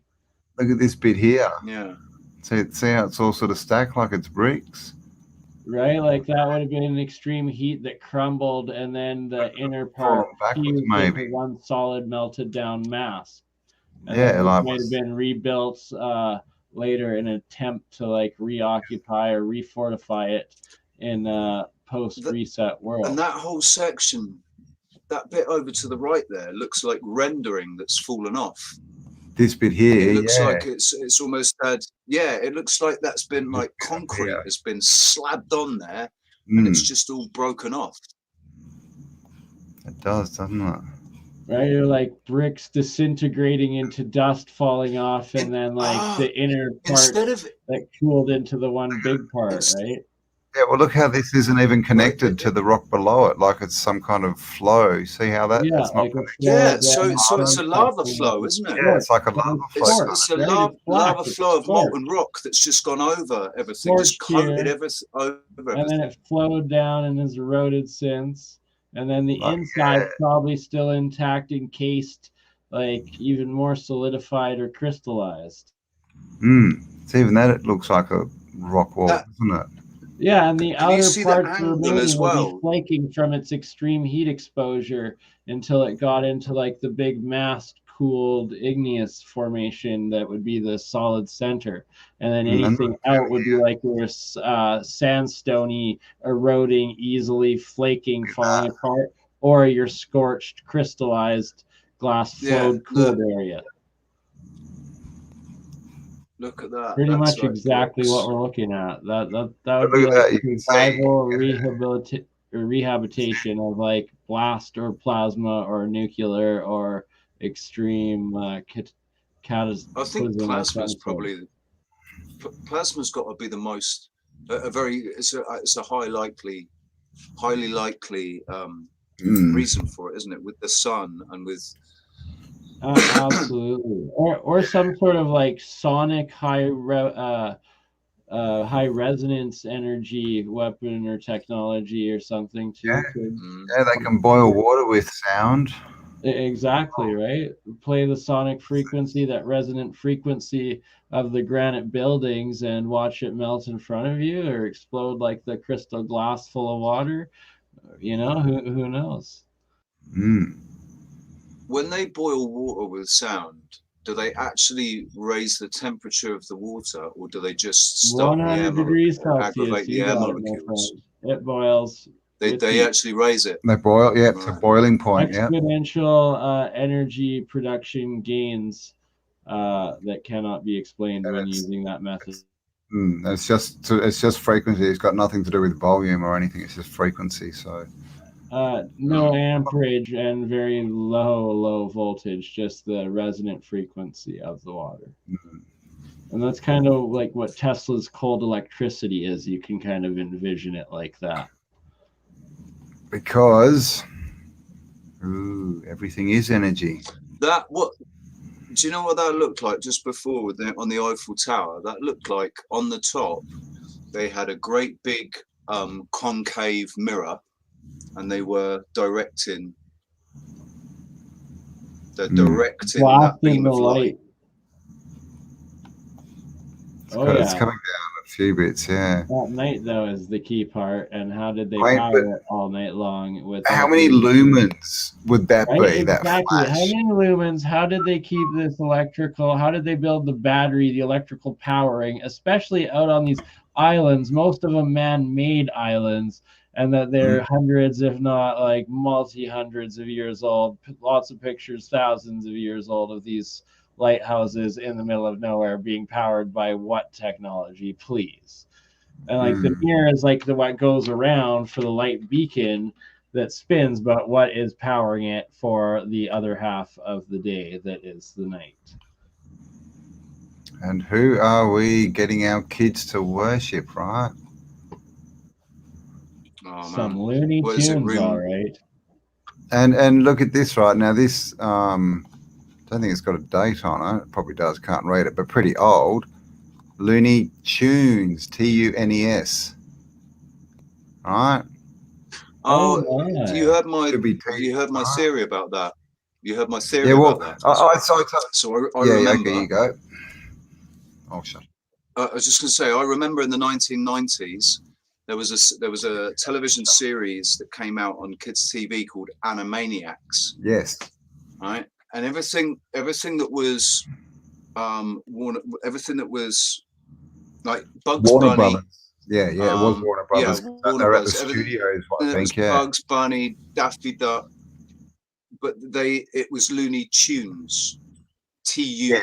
Yes, that's true. Yes. And when Animaniacs started, they brought out these childish cartoon versions of like the younger generations of cartoons, and that was Looney Tunes, Toons. Well, that's what. And there's something's happened there. That's because when I told my son, he looked and he looked into it, and the company was sold around that time with the Animaniacs, where they changed everything, or the look of everything. And he said that's when they changed it to Tunes from Toons.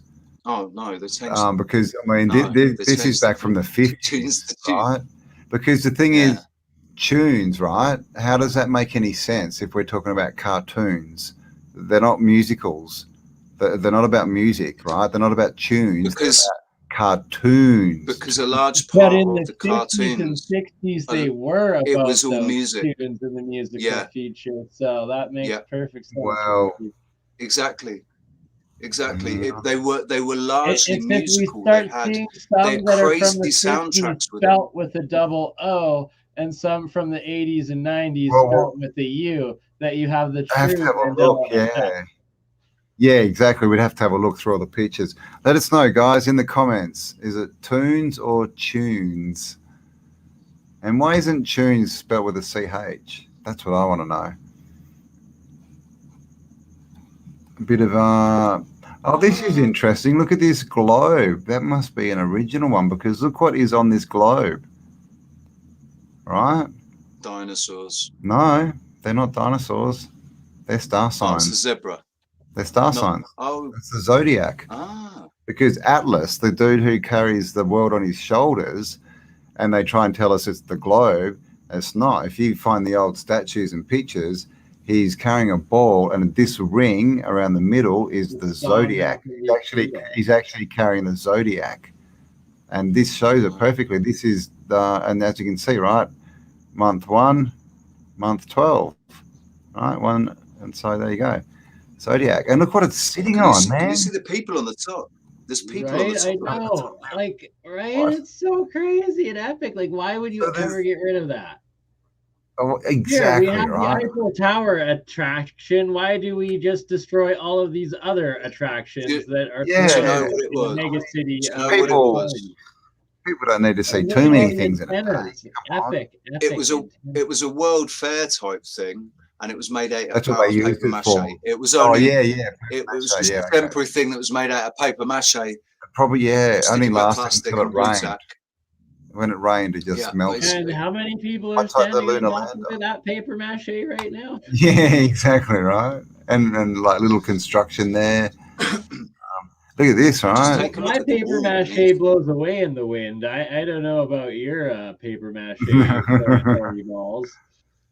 It's just a giant soccer ball, Where man. is this? This is Paris. Where is this? This is Paris.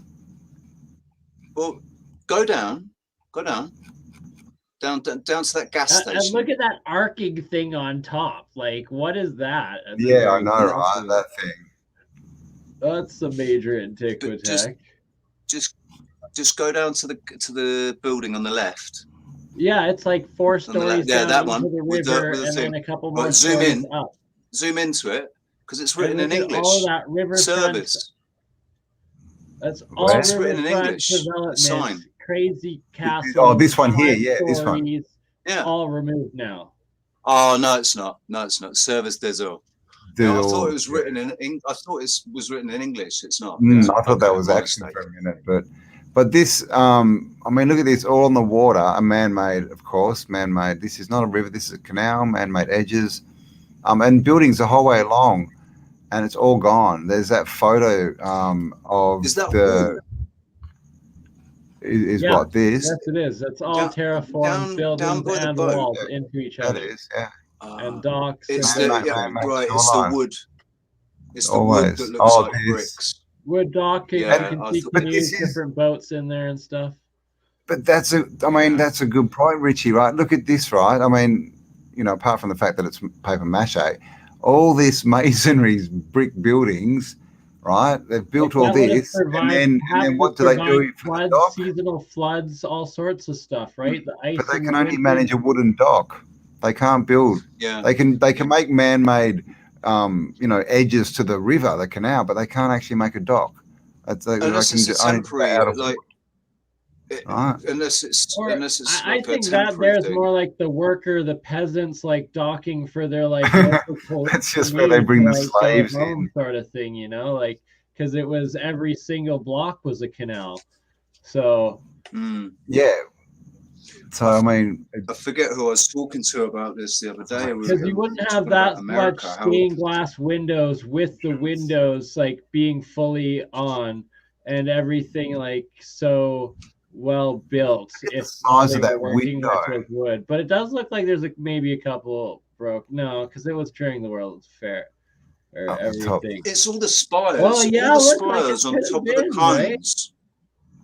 Who knows? Three spires on top of cones, and they're all pretty much identical. What would that have been for? Radio? Is it a And radio actually, tower? the Was it- antennas are taken off of all of the little capacitors on not there, but on the Eiffel Tower, and there's flags on them instead now. Yeah, So, always, and yeah. flags on most of the antennas, so it could be after the tech has fallen for sure. Yeah, lots of flags. Yeah, red flags. Could that globe have been a giant Van de Graaff generator that's built right next to the giant? We'll have to go back atmosphere and see. We have to see if the people collector? standing on top, if their hair was on end. Well, this, like we said, If after they've all the got tech- afros. after the tech had fallen, right? So they're just trying to make a show out of it once they conquered Yeah. it and destroyed it from working, right? They Yeah. destroyed I mean, it the could tech, be. conquered the lands. Probably the story of the 10 different Napoleons that supposedly existed one right. after each other and was the only emperor of all of France's history, not a kingship or monarchy, but emperor. And there was 10 of them in a row. And then all of a sudden somehow encountered the Rothschilds, and it's been them ever since. Like something doesn't quite add up right there. And that's like No. official history in Canada. Yeah. What's that? Like, Yeah, yeah. W And the Rothschilds just happened to use. Napoleons, They just happen to use Napoleon's greatest battle to steal the wealth of the UK, basically. So yeah, it's very legit. yeah, right, exactly. That's the other part of history that goes with it. And we robbed the entire UK banking system. On that Exactly, in one day. example. I watched a really interesting story the other day about and the guy not a story. I watched a really interesting video the other day, and a guy was talking about Napoleon. And then he was talking about basically the Napoleonic Wars, and then up to the Russian Revolution, the Bolsheviks, and all that. And it's saying that it all goes back. All of it has always been funded by the royals. Oh yeah, of The course. royals Yeah, have been funding everything that's been going on. definitely. So, but what I was going to say was one of the things that you don't really seem to see so much of in the US is huge waterway systems, canal systems, and stuff. And I'm thinking, Filled how in. many have been filled in? Yeah. Yeah. How Train many of lines them and they roads. filled in, or they've built over them? Yeah. And they're running underneath. Yeah, that's the They're what are they still called? flowing. That stuffed beagle Viaducts. yeah. Yeah. This giant put his foot in it and lost. It's a very realistic foot, isn't it? Oh, it is. I mean, it's very realistic, isn't it? It's even It got. is incredibly realistic. It's wearing something. Be interesting to see the top, wouldn't it? See if there are any like veins and stuff in there. Yeah, see if there's if you can see like a core that would be the bone marrow and the tibia. Yeah, the actual the anatomy. That's the word. I'm not sure what's going on here. Check out this house, this brand new house, and look it's in the middle of a war zone. Look, they're literally trying to prop this building up next to it so it doesn't fall over. Honestly, do you know what that looks like to me? It looks like a set, doesn't it? It looks like a diorama. It looks like a set. That doesn't look real at all. Doesn't look real. It doesn't. Got moving with the people. That building's too perfect. That building's way too perfect. Yeah, it looks like a model. But look at these people. There's, or actually, maybe there's not movement. Maybe they've just faded the photo for sure, where they edited. It looks like they've just There's a couple channels that show how that's like weird. That would be like in a newspaper print, probably, of a structured photo or ad that they've put together, and that's like Photoshop of the 1800s. It'd be like it's a new housing estate. Come on, build your new house. Look at all this vacant land. They've superimposed the people. That's a model. That's not even a the full car size doesn't building. look real. It's not. That's a model, man, and they've superimposed those fucking people over it. But look at these people. Oh, I reckon they've just blurred them a bit. They're all hiding their faces. From a video too, right?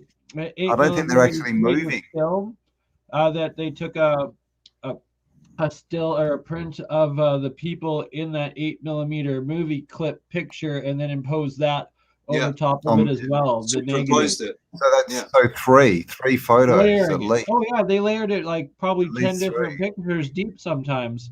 And that's what people have to understand is like staged pictures have been going on and the technology of it for a very long time. Over on the right, that's part of the model, but behind it, that's a backdrop. That's a painting behind it. It looks like the whole scene behind it. And also, what's that? Oh, this bit here, yeah. What's that shadow? What's the sort of shadow? Yeah, I don't know. This bit here, and it looks like it's back up to here.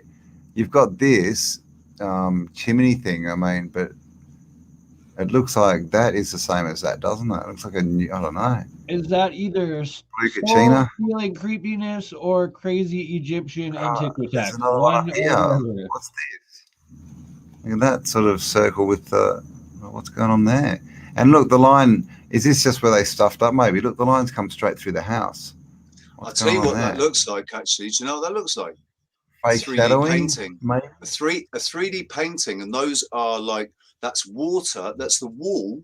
It's a flat wall, and those are points where water has leaked out and dripped down the painting. So it's a three-dimensional painting, but it's that looks like water that's leaked out of like pipes or something. Yeah, it does a bit. It's very strange, isn't it? So nothing is as it seems, right? Oh, Freemasonry, a celebration of the craft. Yee-hee! Interesting that they call it the craft. Wearing the circle. Always they call it the craft, and the film The Craft is about magic. The craft is considered to be magic. Exactly. Which craft are we talking about? This is, I think this is supposed to be Niagara Falls. This one, back in the day. Right. He's pretty close to it. It's not the best photo. And apparently they stopped the flow of it for a while, and like they reduced it like exponentially, where it was eating away at it. Like where do they put the water? Where do they put the water that they divert? Because the only way to slow it would be to divert built. The channels were already built that they had control of the flow of it, and that infrastructure was already there for them to be able to do that. Is what it would have to be. Well, imagine that. Yeah. Imagine if there's big valve stations somewhere, and all the rivers for each continent are all connected, all the canals, and they can just literally put more volume into some places than others. I mean, that would stop any droughts, wouldn't it? That's an interesting Mandela effect. Niagara or Niagara. Oh, right. What? Bernie, what the name change, has it? Yeah, the balls are crazy. They're billions. Some are billions of years old. They were like radio dated, and then it's like they show perfect symmetry and like composition. I really don't trust their radio dating. I don't trust any carbon of that dating. Neither do I. It's just like it's an ooh part for what's officially recognized as one of the oldest things. Yeah. It looks like metal too. It looks like it's a big ball of like rusted, and a flake's fallen off. No. That's I'll tell you what that is. That's a little. This dude's got a job ahead of him, hasn't he? He's sitting there with his shovel. He's going to dig this out. Good on you, mate. Good luck. That's a pea from a giant's pea shooter. Yeah, it actually looks like a giant's toe, right? And the end of his shoe's broken a bit. It could almost be the top of a helmet, couldn't it? A giant's helmet. Yeah. What are you Imagine eating? That. Imagine if he kept digging and he found like a skull face in the front of it. I think Richie wants your food, mate. What are you eating, Bernie? I'm eating some coleslaw, cabbage, and mayonnaise. I love coleslaw, man. It's making me hungry. Sorry. There we go. Didn't mean to keep. I'm gonna have to eat chocolate. I think if we do this Does that look like a tree? Oh, now we're blocking the picture. Could that be a bone instead of a tree? A bone, a tree, either or, really. Both are just as likely. Organ. Imagine if that was like the femur. I love you all. Merry Christmas, happy holidays. It's 8:30 a.m. and I need to get some sleep before I go pick up the wifey and make Christmas dinner with Ma and Pa. So love you all, and we will see you soon on the next one. Sorry, all right, let me stop sharing. If I don't go now, I will be screwed. Quick exit. You guys can keep going by all means. I'm just going to mute myself out for a little bit. Okay. Have I still got? No, yeah, you're still live. We got 215, and you're on your channel and my channel and all the channels. I'm just gonna mute myself out as well. All right, cool. No worries. So when you turn it off, then my computer will just go into sleep mode and join me in Never Never Land before I wake up for Christmas dinner. All right. Merry Christmas, everyone.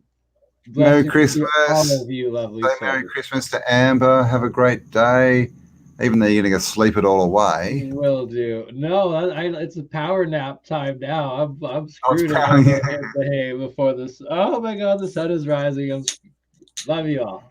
See you next time. Love you too, Burn. See you, mate. Love you too, man. See you later. All right. Well, let's get back. I'll go through the rest of those pigs, eh? Then there were two. How do I do this? Oh my God, pictures everywhere. Oh, we're up to this one. Right. Oh, this is a grave. I think this is in the ground. How many doorways have got? These have got dates on them. Here sits someone. Nobilis Elfriditus. Nobilis. That's not very nice. Antonius. Lempuria. I-719. Yeah. November. Dr. Winatus, Doctor of Natural Colony, something. These are all, so I can't, what's the story? I think these are in, I'll have to remember. I think there's another one.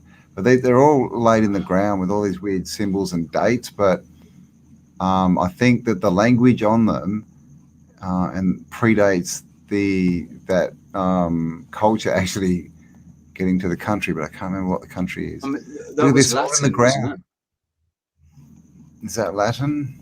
I think that was Latin. Well, that looks like German or maybe Dutch.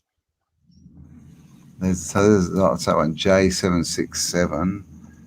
All these weird old, and inside a building. I mean, I don't know. It's weird, isn't it? And what are those numbers? There's numbers on those. On the four. Yeah, there. 5, Yeah. 6, 7, 3, 6, 7, 8. What's that? It could be a 5. Yeah, no, it's a 5. Oh, it is 5, yeah. 6, 7, 8. Yeah. It is 5. So before 3. Yeah. 3. Right. So yeah, I don't know.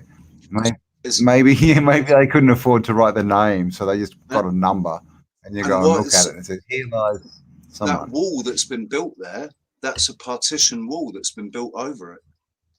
This, yeah. No. Up at the top, the white wall. Here. Look, because it cuts right across. There's number 3. So where's? Oh, yeah. I see. They go round there. Yeah, yeah. 2. They go round. Well, where's 1? There. Maybe the one that hasn't got a number on it. You know. What's with all the chickens? Hens, male. How many are there? 1, 2, 3, 4, 5, 6, 7. 7 hens. Course. Maybe it's 7th hennen. How many geese were there? That was funny. How many geese are laying? 7, wasn't it? 7 geese are laying. But only one was laying golden eggs, apparently. Oh my It's God, a skull, what is that? isn't it? Wee! Oh my God, it looks like the fly. Oh my God, yeah, it's like a lionish type bug. Oh yeah, I can see that, the lion. A lion bug, yeah. Or it could be reptilian, but with bug eyes. They definitely look like bug eyes, don't they? Gee. What's that date? Freaky. Oh, what the hell? Oh my God, what? Okay. Well, there you go. No, this is not an old one, but just take a look on the right there. What is that? Is that a mushroom? Well, okay, yeah, right. Okay, I didn't see that. Jeez, I think that's how you extract parasites. I'm not sure. Maybe. Actually, what that is, I think that's the procedure for giving the 4th jab.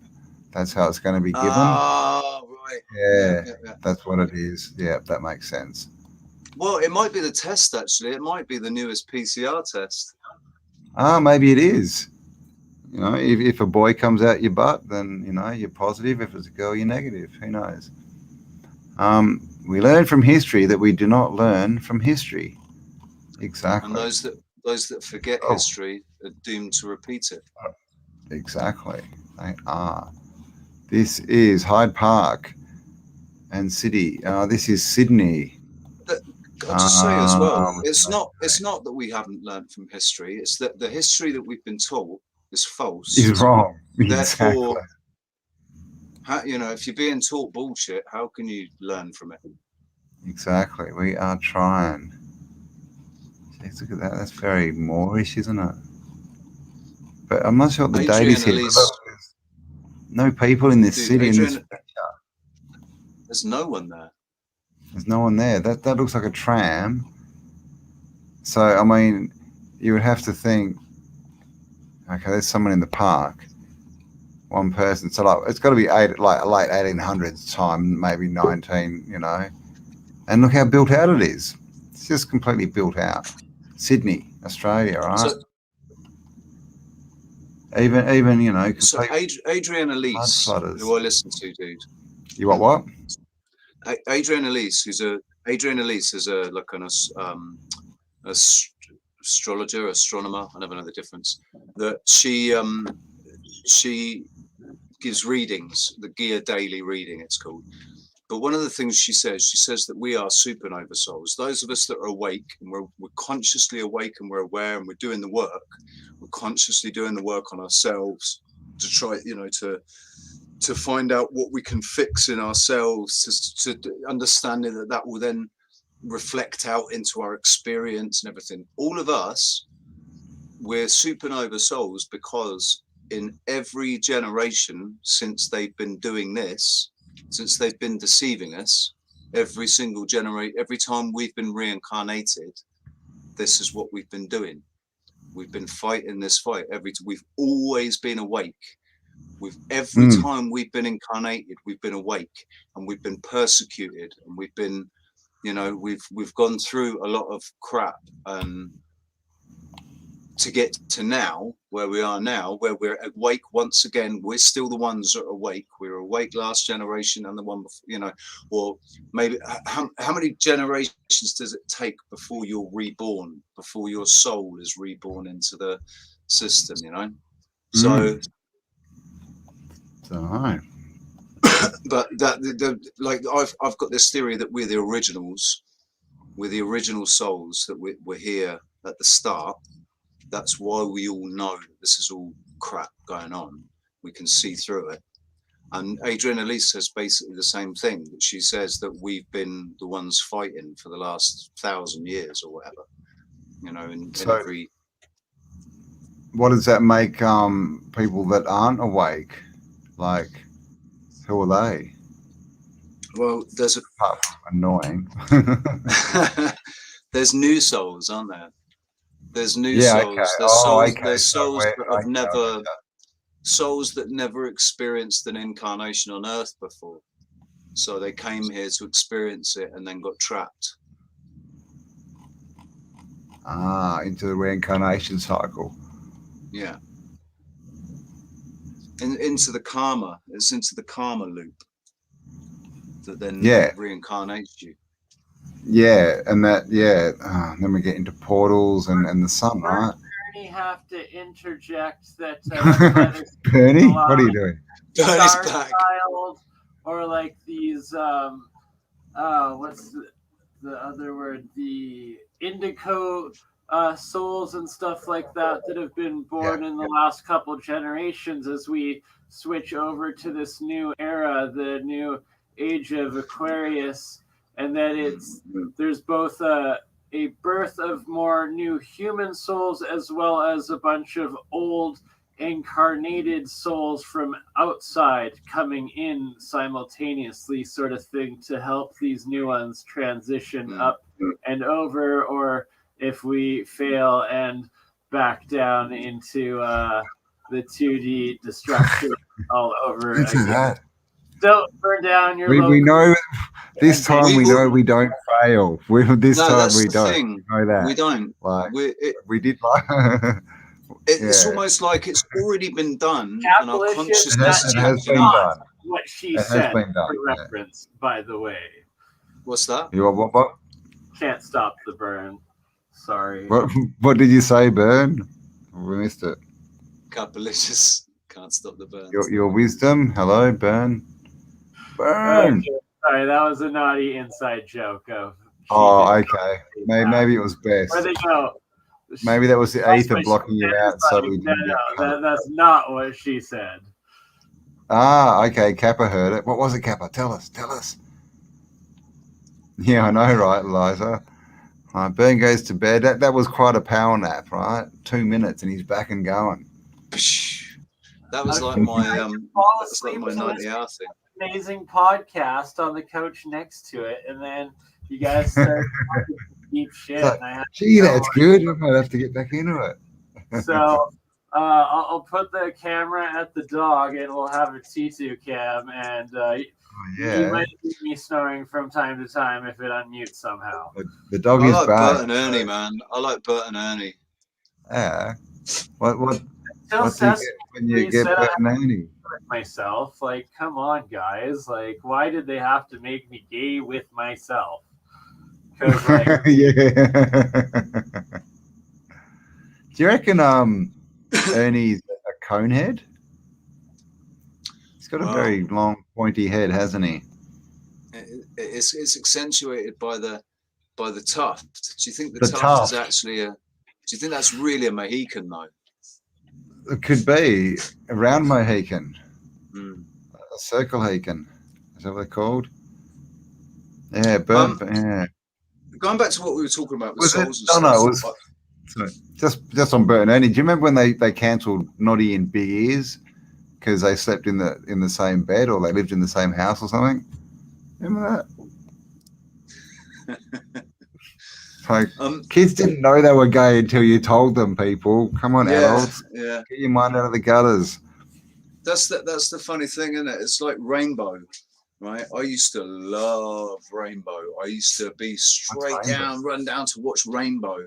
The kiddies is like up above the streets and houses, rainbow flying high, da da da da da da da da da da da. So at Zippy and Bungle. Zippy, Bungle, and George. George was a pink hippopotamus who was gay. A gay pink hippopotamus.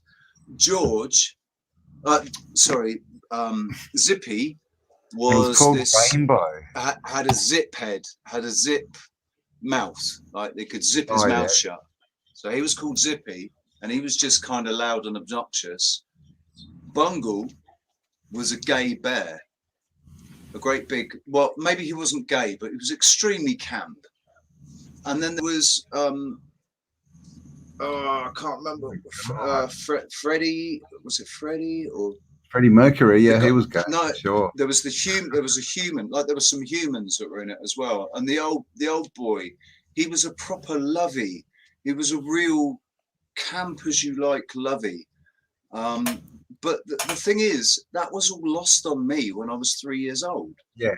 It was totally lost on me. And then like 5 years ago, I watched one of the episodes. Oh my god! And I sat there, and I was like, oh my god, my parents. Well, they should have known it. Yeah. Yes. They would have known absolutely. They would have known exactly what was. And I think how interesting is it that it was called Rainbow? Yeah. Like, what are the flags, right? Like, what's the symbol now of all that queerness? Yeah. And of course, guys, this is nothing against people who are not at all homosexual, whatever. It's against the agenda pushing this on children. Yep, I've got. And that's not actually what they're pushing. They want people to cut their bits off and pretend they're the fourth gender. Or I've got some really good friends. I've got some really good friends who are homosexual. It's not an issue at all. So I always have. Well, but I've got a transgender friend too. Oh, I do. Do you know I had a transgender friend, but he it wasn't really my friend. He was my friend by default, and he wasn't transgender because he was pre-op. He was more transsexual. He liked it, but he would cross-dressing kind of phase and all that, like living as a. He could only do it over our house.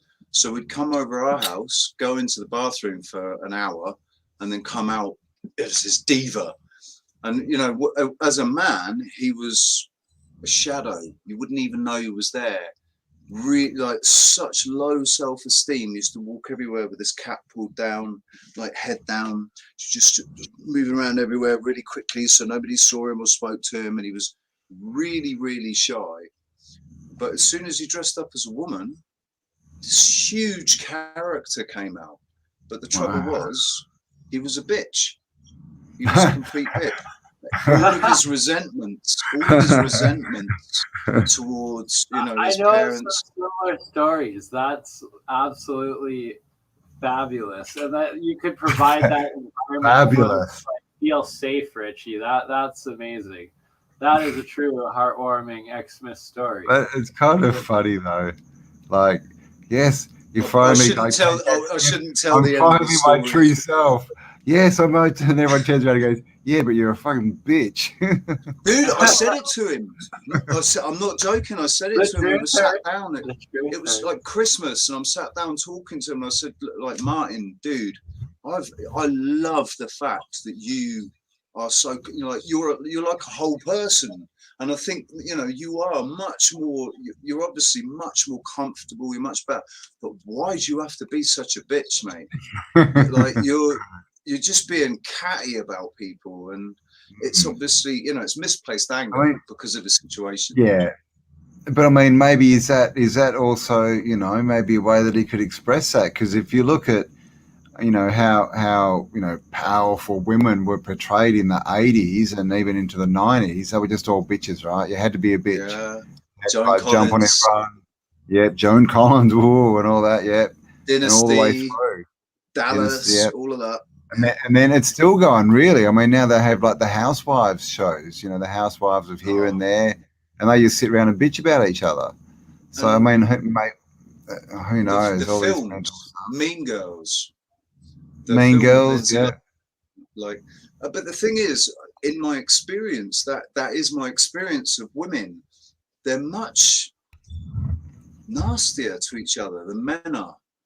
Men might have a little bitch and a whine, but it's basically that it comes down to a basic handful of insults, and it's normally it's just never a really big thing, is it? Whereas women, they're really two-faced. We don't get emotionally really two-faced, man, and really we don't get emotionally attached, and triggered and stuff, like we can, which is also, it goes the other way too. A lot of men don't have any emotion and won't connect at all, but yeah, a lot of women live too much in that emotion, right? They have the opposite problem. Everything's emotional, and everything has drama to be queens. Drama queens. You have to be offended, you have to do this. Shut up. Well, that's what they've done to society now, obviously, like emasculating men, turning everybody into a hypochondriac drama queen who was offended at everything. Snowflake, has never been more relevant, really, has it? It is a land of snowflakes now. I saw a meme the other day, and it had a photo of this dude, and it was taken up in Scandinavia somewhere, and it was this just pathetic male, sort of hunched back over, wearing a dress and carrying a briefcase, and it was just like, the quote was something like, they used to be Vikings, or something like that. And it's just like, what the hell? I mean, and this is in the whole thing of accepting, right? You have to accept everything. You have to accept everyone. You have to, you have to make sure you don't offend anyone. That's just a fast track to the gutter as far as society goes, because it's saying, don't worry about your values. Doesn't matter. Just let those people do whatever they want. They have different values to you. So, instead of it, if they want to do that, that's fine. But it should be, well, you have to do it over there.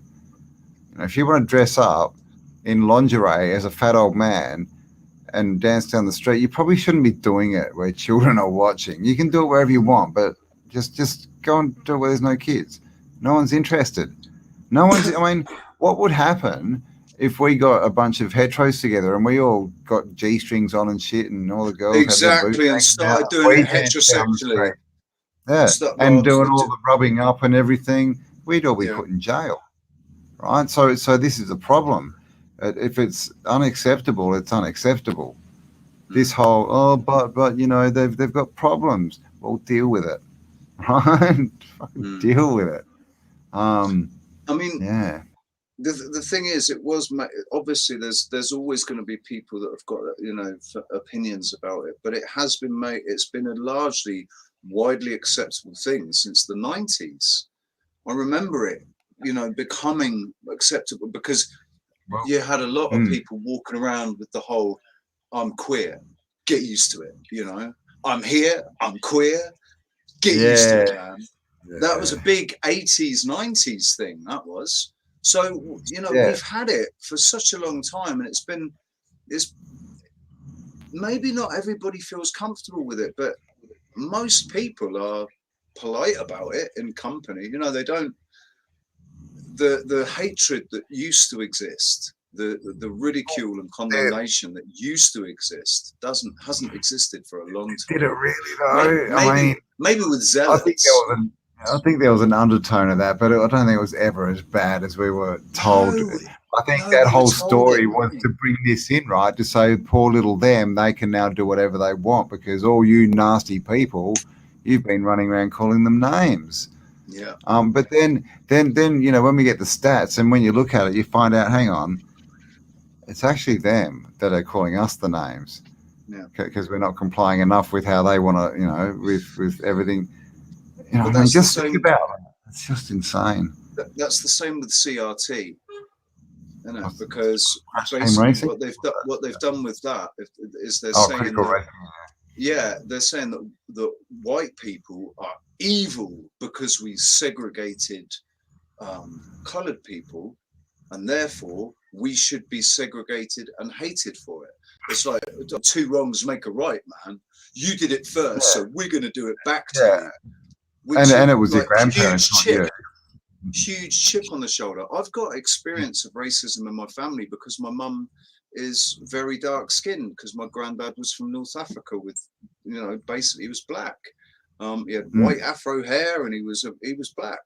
And so my nan was quite racist. My dad's mum was racist towards her, and it caused a massive rift in the family. So I've got first-hand experience of racism in the family. I remember slapping a girl around the face in primary school because she turned around and said, "Oh, your mum's a half caste." Slap. Because at the time, in the 1980s, the late 1980s, half caste. We had that. Somebody half caste. It wasn't exactly a very nice way. It was a derogatory way termed for somebody. So I slapped her, man. It's kind of like you don't belong to either group. Yeah. Yeah, it's. I mean, it's. How small would you have to be though to be a racist? I mean, this is how I think of it. It's like to actually, you know, to be so pathetic that the only thing that you can find about yourself that makes you better than someone else is the color of your skin. Really just shows you that you're nothing. That's what race is. I mean, seriously, it shows that's how I see it. How low your self-esteem is. If that's it, yourself. Yeah, you got nothing. You got nothing. And put on top of that you didn't even do anything to get the color of your skin. It was completely random as far as we know, right? I mean, but saying that, I really don't think it's anywhere near as big as they try and tell us. It's just promoted because they want it. They want division. They want us to do that. But most people you meet, you know, you don't really meet racists. I mean, how many of you met in your life that were open? You know, two or three. Only two or three in my life. 40 years, right? Yeah. So there's not many of them out there. You know. The thing is, it's a blurry line because of recent events, because of what I saw going on last year and this year with the protests with Antifa and BLM and stuff, and also because of my personal experience living near Southampton. I lived near Southampton, which is very high Indian and Pakistani Muslim population there, and the sort of teenagers and 20-year-olds in their gangs with their patois and their street talk, and they will fucking talk like they got their voice. Ali G, mate. Yeah, like Ali G on crack. I heard them talking, you know, I heard the conversations that they were having and the things that they were saying about white people, about English people, about England, you know, about all of it. And it's like, whoa, listen, if this is how you feel, fuck off. Why are you here? If this is how you feel, why are you here? Go back to the land of your ancestry. If you think it's so much better, go back there. Don't be here because, you know, and then people will say, oh no, that's racist. Hang on. No, it's not racism. I'm responding to the racism shown towards me and my country. And then you've got what's going on, you know, that people they're hating white people, saying white people are just inherently born racist. And I'm sat here going, how does that work? My mum's half caste, my grandfather was black, so I'm quarter North African. How am I a racist? I'm black in summertime, so that makes me a quarter, at least 3 months of the year. So I must be a quarter racist. I mean, quarter black, quarter racist. Oh my God. You can tell I haven't been out in the sun for a couple of years. I know, me too, right? Like this summer. When I go out in the sun, I go really, really brown, really quickly as well. I start tanning in like 30 minutes. That's one of the blessings of having a black grandfather. I'm really, I appreciate the melatonin in my skin. I'll have to have a look.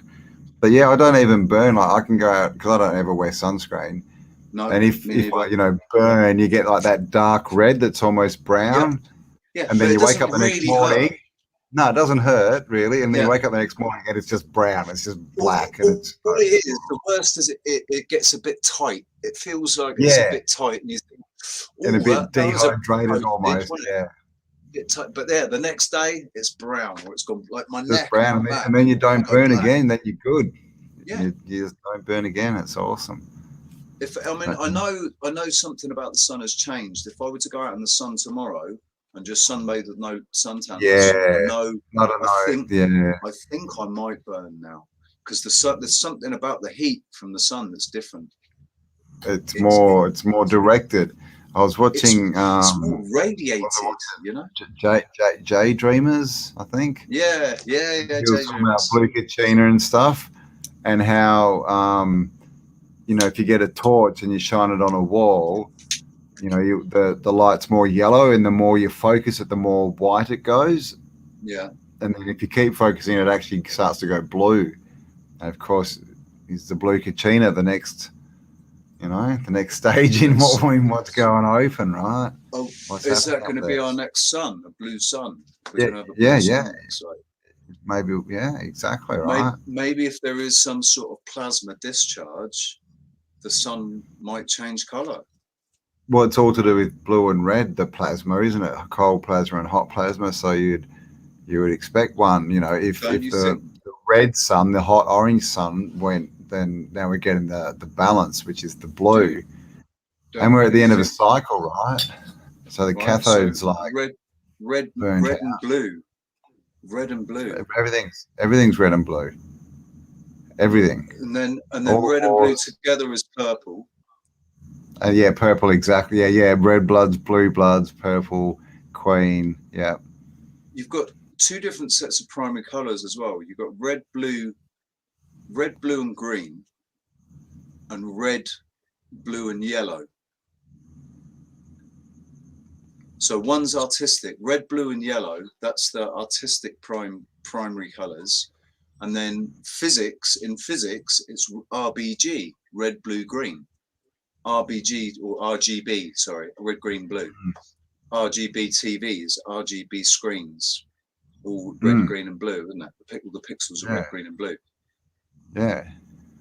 There's something really significant in those colors. There is.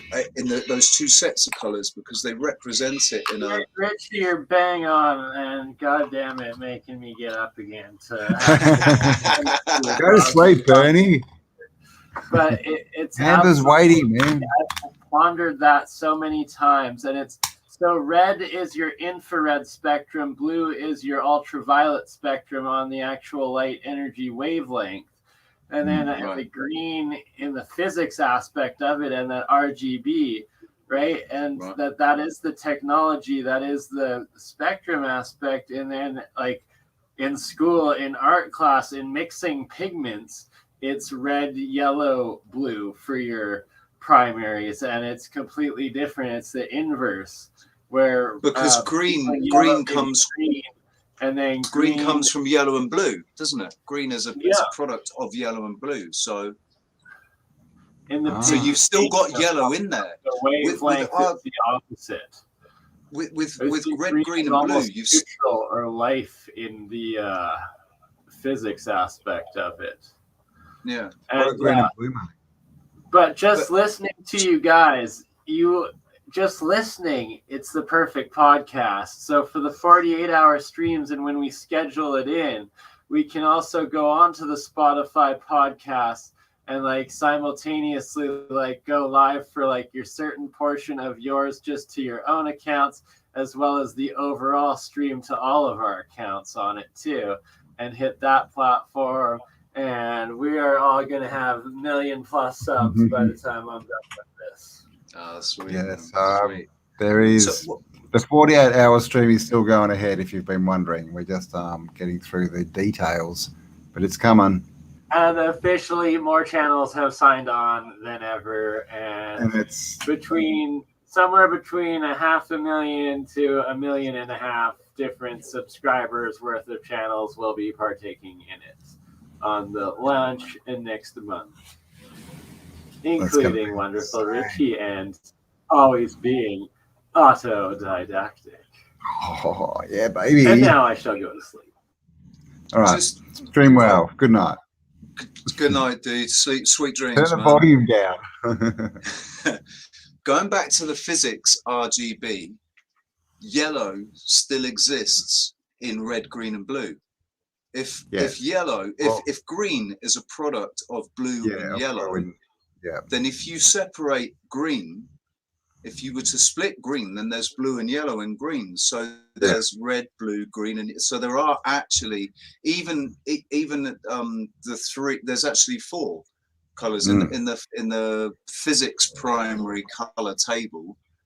There's like I said, there's still yellow. It's just you can't see it there because it's as green with the blue, hidden in plain sight. So there's 2 references to fiction on TV.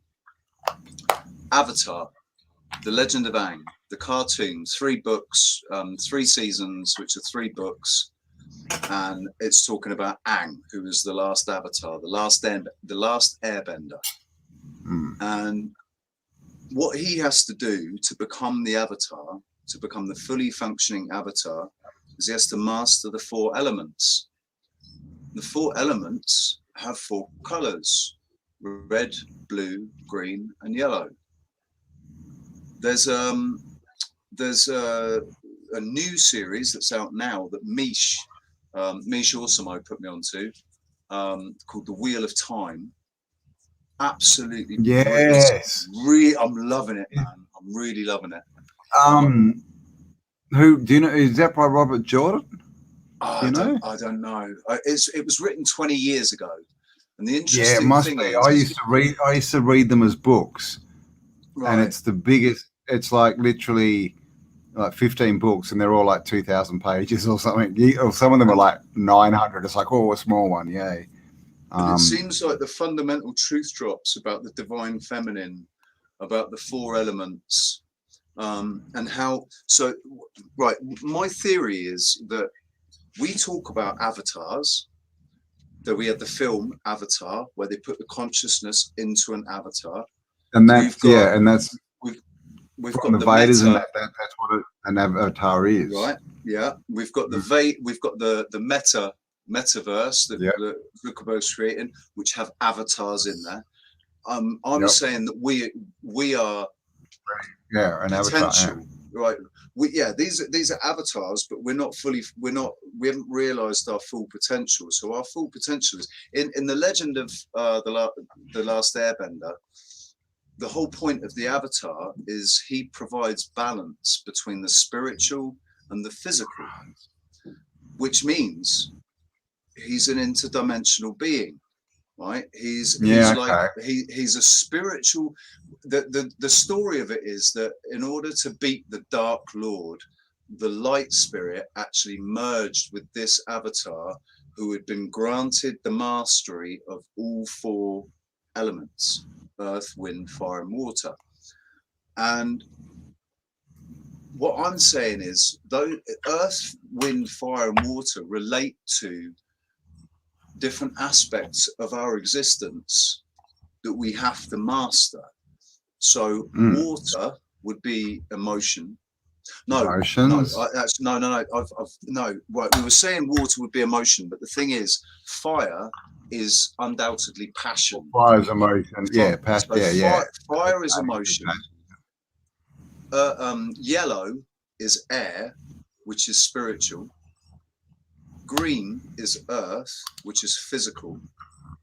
And then blue is water, which is memory. Ah. I think it's got something to do with memory, because water holds memory. Yeah. Right? And water will hold the memory of our ancestry. Like there's water buried away in the mountains, the sweet water that's buried, that's in the wells in the mountains, where truly that's where our water comes from. There is the precipitation cycle, but that's not really where most of our water comes from. Comes from below. Yeah. So that sweet water will contain memory. Yeah, exactly. Like streams and things, and we just get crap, right? Through their pipes, and they probably fractal it themselves. You know, we've all seen the Emoto work and how crappy the bad water looks. If we were drinking fresh, clean water from the mountain, would that give us some sort of connection to our ancestry through the memory of the water? Yeah, through the memory of the water. So what I'm saying is, once we've mastered all four elements, the elements it's the elements of our life, not the elements of this realm, being earth, wind, fire, and water, but the elements of our consciousness and our existence, which being emotion, intellect, physical experience, spiritual, the air side, being in touch with your spirit. Now, because you've got your spirit and you've got your higher self and you've got your soul, haven't you? So I forget who it was I was listening to was saying that the soul. Oh, it was the soul. Yeah, when you travel. It was Gubble talking about when you Gubble. No, talking about the soul. When you travel. The soul holds the spirit. The soul. The soul is like a box that holds the spirit. Yeah, exactly. Holds the spirit. And that's when he said, like, when you travel, he said your soul goes with you, but your spirit lags and has to catch up. Yes. And that's why you feel exhausted and everything. Jet lag. Yeah. It's not jet lag, it's spirit lag. Yeah. So everyone go and donate, by the way. The Wheel of Time. Yeah, go and donate to the I don't know what the fund is. To the elders, yes. To the elders, to Gubble. The Wheel of Time have you watched any of them? No. What's it on? I'll have to, because it's probably this book. Prime. These books I used to read, Amazon Prime. Amazon Prime. I have to pay for that. I have to check it out. I haven't paid for it. Is one of cool. I've downloaded. No, it's not a passcode. It's just it's uTorrent. Yeah. Oh, okay. You've just recorded it. Is the main character called Rand? Yes. Well, Rand? Yeah. He's one of the characters. He is Rand. There's three, right? And basically, there's the dragon. Who's like a dwarf. There's 5. And five. Rand is the dragon. He's the red dude, right? Oh, and then what else are they called? Spoiler alerts. What? No, I didn't say anything. They haven't actually said who the dragon is yet, man. Dude, I can't believe you just totally ruined it. 7 episodes. I didn't. He's not the dragon. He's not the dragon. No. In episode 7. He's just dragging his feet along, right? He needs to get into action. He's dragging his feet along the ground. Tranquilo, amigo. They wow. Yeah, they hint so at the end of by the end of the seventh episode, you kind of guess that it's Rand. Rand actually goes up to he goes up to the head witch, I can't remember what they're called, Odisai or something. She goes up to her. He goes up to her and says, "It's me. I'm the dragon." And that's the end of the 7th episode. So we're just waiting for episode 8 And it all now. changes because it's called the Wheel of Time, and it keeps changing times. It gets very confusing. Oh, right. So is it a cartoon? Happened yet? No. Is it a cartoon? No. It's a real show. Combination. Yeah, it's a real show with real people. Oh my God, I'm gonna have to watch it for sure. It's it's sort of Netflix quality, basically. It's like a Netflix thing. Yeah. It's not quite Hollywood graphics. It's not quite Hollywood acting. So have they been through the ways? The ways? Yeah, they went through the ways to get to, I forget where they went. And when they went through the ways, they found that, so the Dark Lord's army is trying to find the dragon. And when they go through the ways, they come across the Dark Lord's, the Trollocs. They come across the Trollocs in the ways, and the Trollocs could never navigate the ways before. And now the Trollocs are navigating the ways as well. So, and the Trollocs just look like Baphomet, basically, don't they? They're like, Baphomets, just horns, big gaping maws, and and eating everybody, ripping everybody apart and eating them. But what I love, right, the intro, I'm going to do a video about this actually. The intro, it starts off with these, it's like a line, a line that's made out of many, many fibers. And it's pulled tight, tight, tight until all the little fibers start to break and break until the line snaps.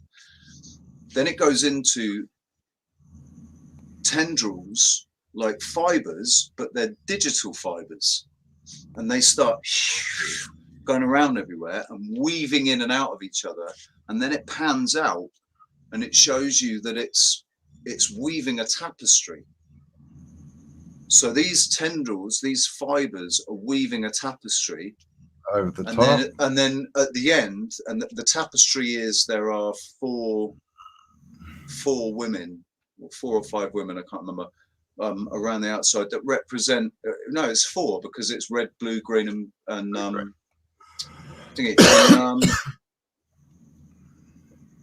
at the end, the wind blows it all away, right? What I think it is all of these fibers are timelines. They're all timelines that are weaving together and to make this tapestry, to make this complete picture. Yeah, for sure, because it's either timelines or it's realities. It's like, how my reality was running parallel to yours. Our 2 realities, our 2 timelines, like while we're talking now, our 2 realities are next to each other, and there's similarities between them, but they're completely different because you're in Australia and I'm here, and you're Cam and I'm Richie, so they are different, completely different realities. No matter how they could be the same color, it could be the same thread, the same color thread. Because it's basically the same reality, but they're running together parallel to each other. So there's however many of us there are on this earth, with each of us, if you imagine running out from behind us, this line of reality that is actually, that results. So you've got all this potentiality in front of you that comes down and condenses into the moment that is now, when you make your decision with your free will. As soon as you've made that decision, that creates the fiber, that creates the timeline, right? And so all of us have got these lines running off of us, and we are all together. We're weaving a tapestry. We're weaving a huge picture of the wheel of time That's what we're doing, all of us together. And so these people over here, their reality is totally different to these. These are the gold people that are going to be part of the dress down here, and these people are part of the sky. So their realities are completely different. And you look at us on Earth, it's reflective of our own experiences. Yeah. Some of them can be the same, and some are completely different. Some of them are slightly different. You know, there's, what's that? I can't read that. I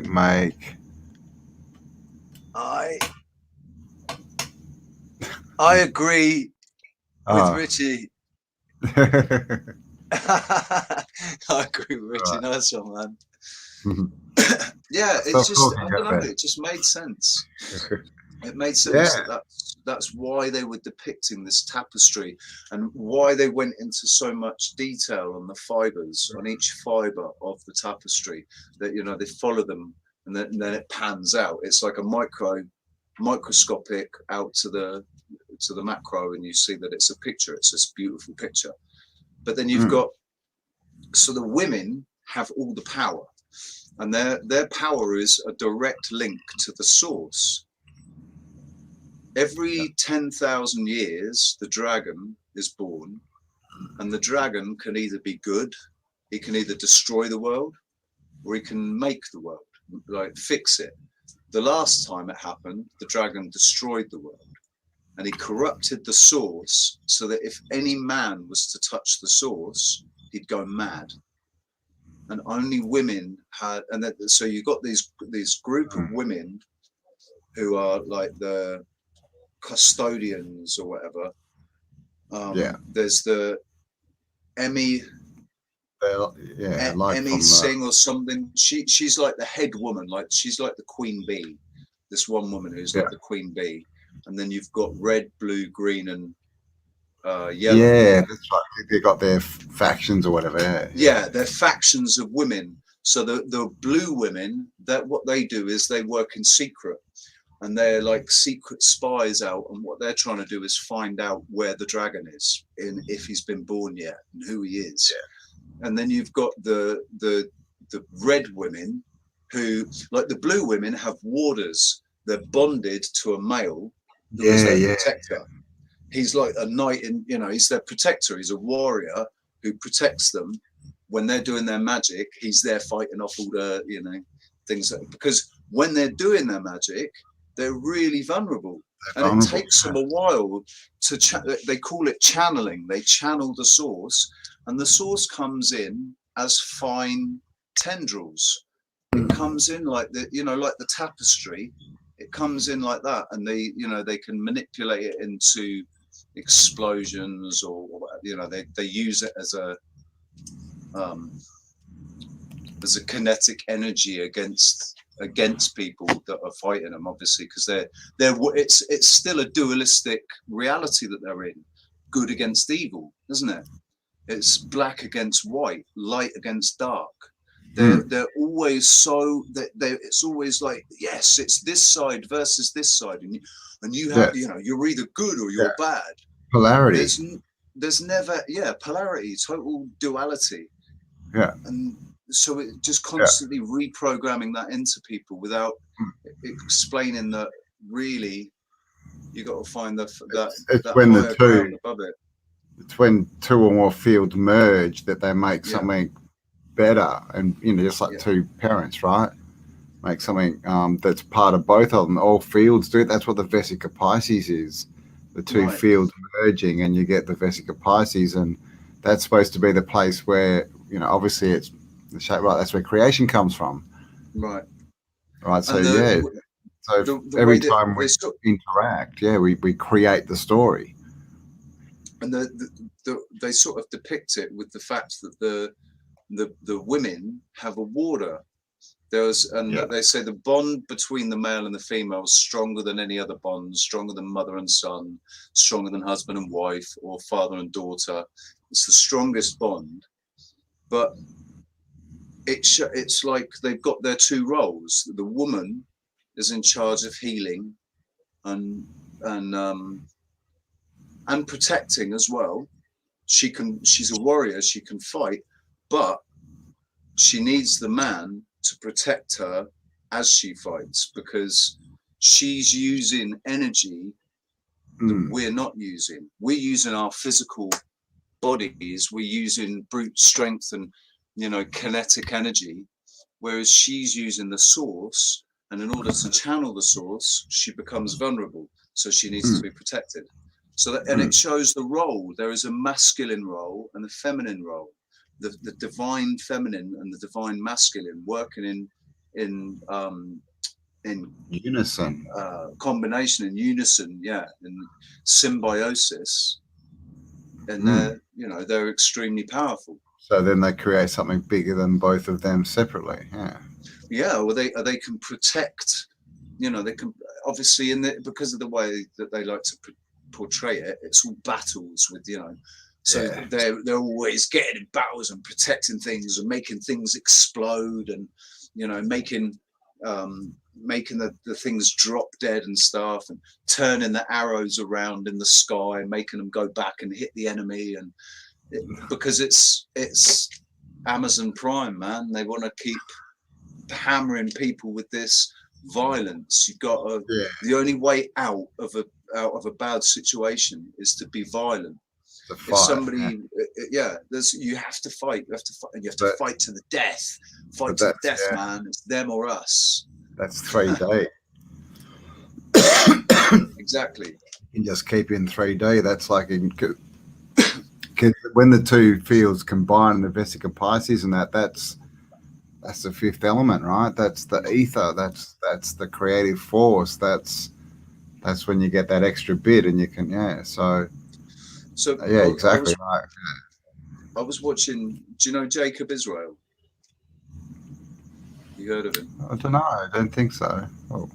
He's brilliant, right? It's always biblical interpretations that he gives. He's always reading from his Bible, but when you listen to his interpretations, they make a lot more sense than anybody else's. He makes it much more, is that what they're saying, kind of thing. And so today he was talking about the Adam and Eve story.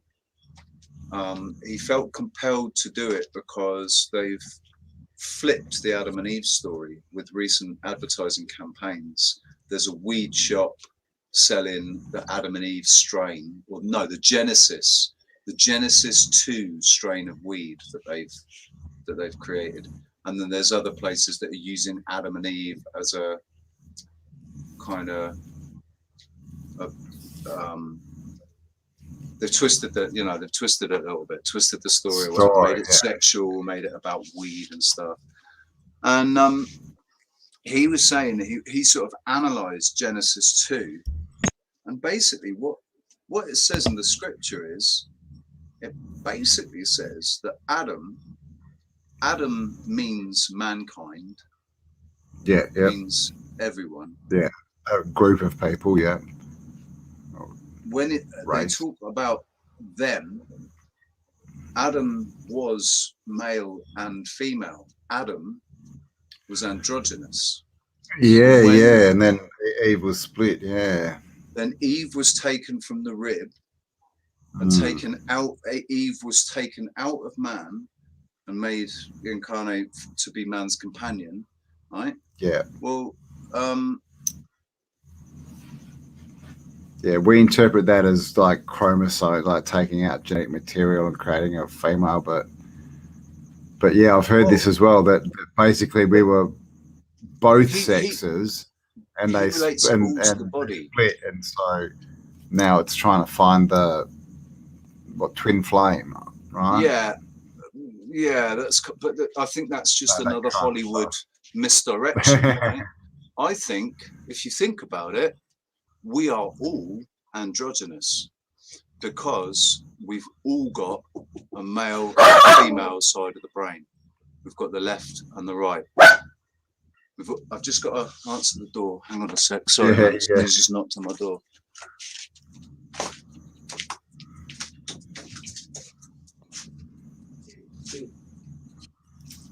All right, who we got here? Melissa.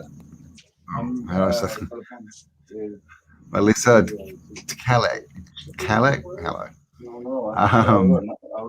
Gun. Atomites, yes, the atomites and pre-atomites. Atom equals atom, the beginning. Can a dummy, shouldn't we help each other to survive? I think we should. Hello, lady. Oh, gosh, who was that? Lady Lux. Lady Lux. Good serpent story. Oh, serpent song. No problem. Okay. Hope that's not the police. Atom are the atoms of creating human beings. Oh, God. Right, so Shane, oh my gosh, you're these. Anna's been rushed to hospital again, and I'm taking custody of Canito and the cat again. Ah, yeah, Anna, the old lady.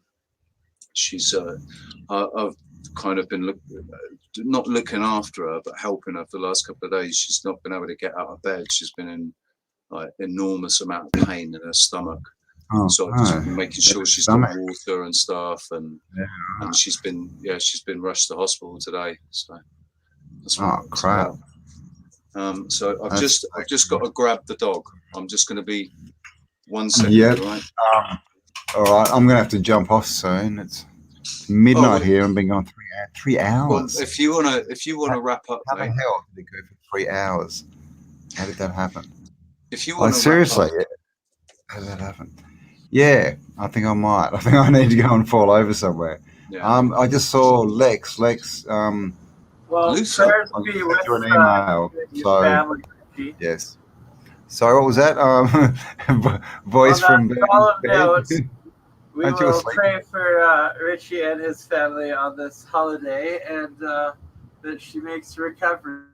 My grandma was actually taken to hospital a couple weeks ago with a similar not getting out of bed, not eating, not adjusting, but she's actually since made quite the turnaround, and Grandma Green might looks like she's going to be making it into the new year at least. So that's cool, man. All right, sending healing to you all. To everyone who needs it. Indeed. Hopefully it's a short day and she returns to you soon. Thank you, she's Bernie. She's not my nan. Both my nans have passed already. I lost them a few years ago, but she's like my surrogate adopted nan, because she hasn't really got anybody else, and she's she lives just at the end of the road. End of the corridor. End of the corridor, nice.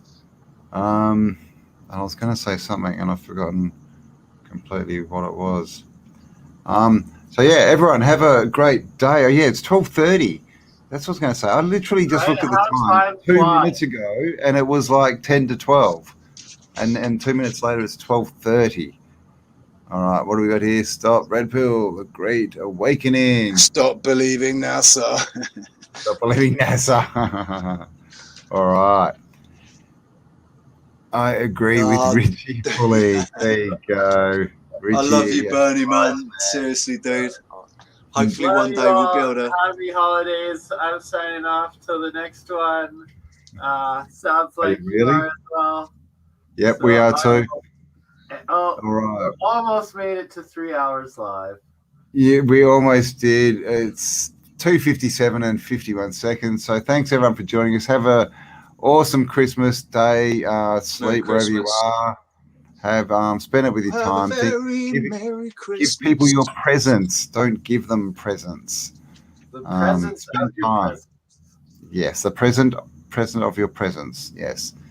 Exactly. So love you all. We'll be back soon to talk. Lots coming up. I'll probably get something together for New Year's, but I don't do anything before then. So yeah, have fun, and we'll talk to you all on the next upload. Peace. Bye I might do a live a bit later.